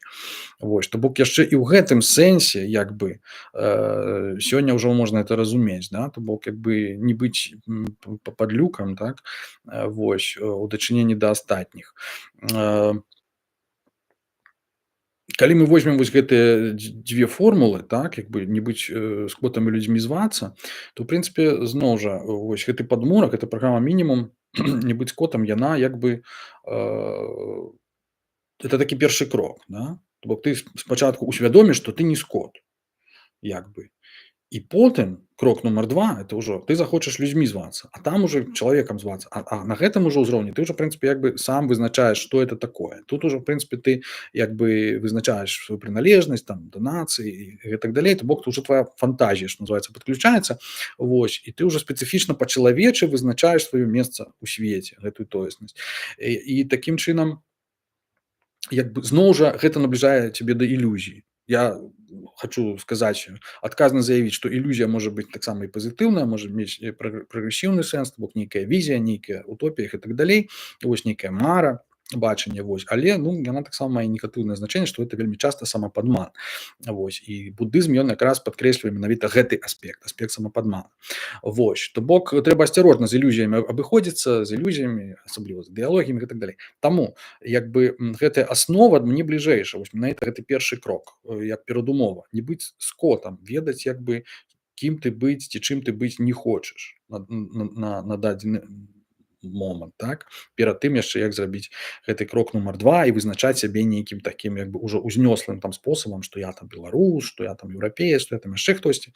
Вось, То бок, я гэта вот якраз разумею, гэта не быць скотам менавіта як, не быць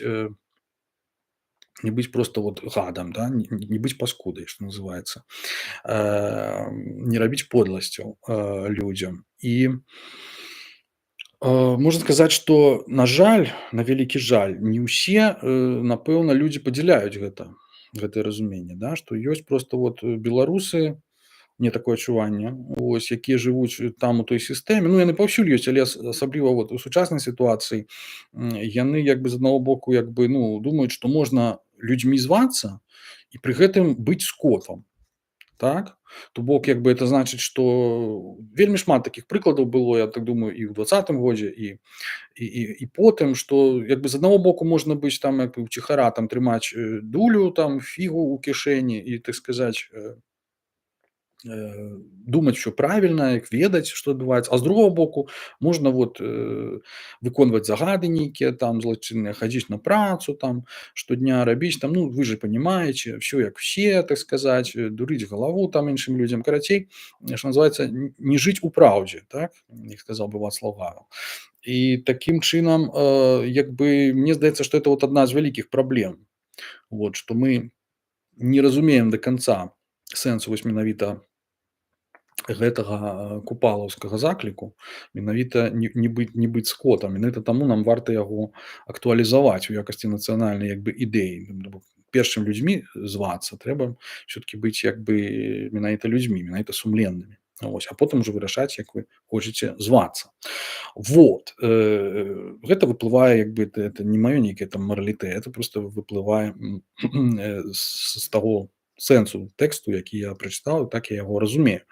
Вось. А калі казаць ужо, ну, зусім пра маё асабістае там ужо бачанне нацыянальнай ідэі, сёння, тут і цяпер, то актуалізаваная версія вось гэтага закліка не быць скотам сёння для мяне гучала б не быць робатам. Вось.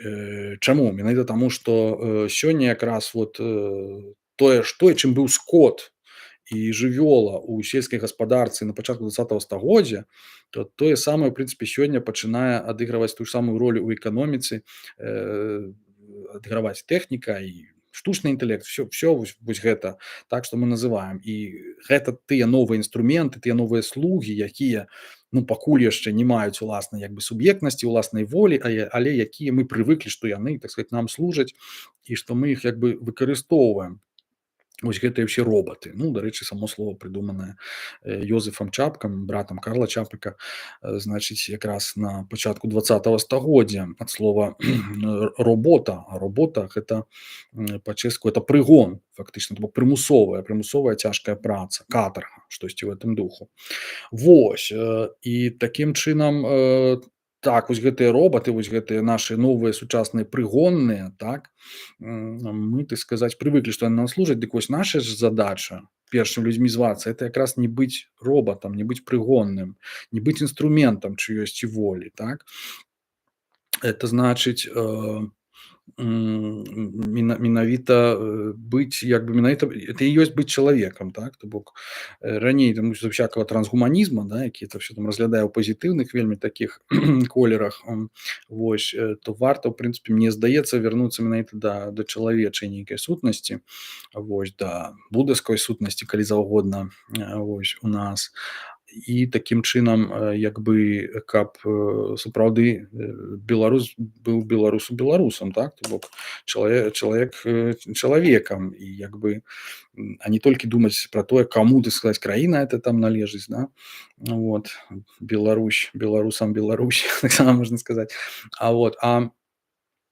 Менавіта, у людскіх дачыненнях, так, то бок не рабіць подласцяў, не ісці на нейкія кампрамісы там са сваім сумленнем, вось, не быць проста інструментам у руках нейчых там ідэалогій, якія, так сказаць, вас там прымушаюць, махаць там нейкімі сцягамі, гэтак далей. Вось, пры тым, што недзе ідзе вайна і вось тое, што вы вырабляеце ўласнымі рукамі, выкарыстоўваюць для таго, каб забіваць людзей. То бок, я думаю, што чалавек, які успрымае сур'ёзны будызм, да не толькі будызм, і у тым ліку і хрысціянскія пастуляты маральныя, ён абсалютна ў гэтым сэнсе пагодзіцца з купалам, так. Вось такім чынам я спадзяюся, што я як бы, ну, мне ўдалося патлумачыць сёе-тое пра дачыненні будызму і нацыянальнай ідэі, пра маё асабістае стаўленне да нацыянальнай ідэі. Я, напэўна, не буду зацягваць ужо далей гэты стрым.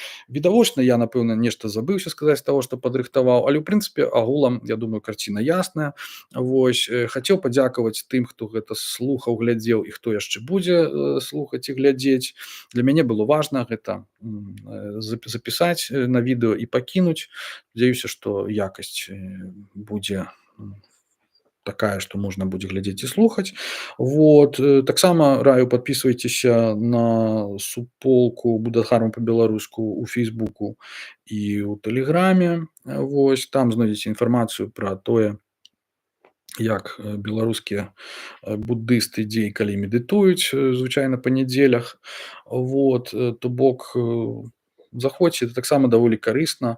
Як бы я, рыхтуючы гэты стрым, думаў, што ну вось жа як бы які ж парадокс, ну як можа быць будызм беларускім, так. Ось. Але потым падумаў, ну это тое самае, як можа быць беларускі манархізм, да? Як бы тэарэтычна анархізм павінен быць без всякіх нейкіх такіх азначэнняў, прыдаткаў, тым не менш існуе беларускі анархізм. І гэтак жа я думаю, што добра і што існуе, як у якой бы форме ён пакуль што зародкавы не быў, існуе таксама беларускі будызм. Вось такім чынам дзякую вам, сябры, за ўвагу. Пайду піць чай і насалоджвацца жыццём рэштай гэтага дня. Вось потым яшчэ раз, напэўна, як пачну, то перагляджу ўсё, што я тут нагаварыў, паспрабую это арганізаваць паводле тэмаў. Шчыра вам дзякую. Гэта быў з вами Макс Шчур, як кажуць у медыях. Вось сённяшняя субота, сённяшні дзень дхармы. Скажу яшчэ толькі наконт будучых планаў. У мяне ёсць такая звышзадача ў гэтым годзе зрабіць новы цыкль такіх вось відэалекцый пра будызм і літаратуру, які я ўмоўна называю мае бадхісатвы. Вось это фактычна цыкль перадач пра маіх улюбёных пісьменнікаў, паэтаў і пра іхнае стаўленне да будызму. Тым не менш, гэта вельмі складаная тэма, нашмат больш складаная за тэму Беларусі будызму, як не дзіўна. Вось і я спадзяюся, што мне ўдасца падрыхтаваць на належным узроўні, проста што наўрад ці гэта будзе так часта. Хутчэй за ўсё паміж гэтымі выпускамі будзе, ці між гэтымі стрымамі будзе проста большы інтэрвал, таму што на падрыхтоўку патрэбна болей часу. Вось. Але я спадзяюся, што ў гэтым годзе удасца гэта ажыццявіць. Вось. А пакуль тое, будызм і беларуская нацыянальная ідэя. Так, шчыра ўсім дзякуй за ўвагу, добрага дня вам, добрых выходных. Дзякуй і пакуль.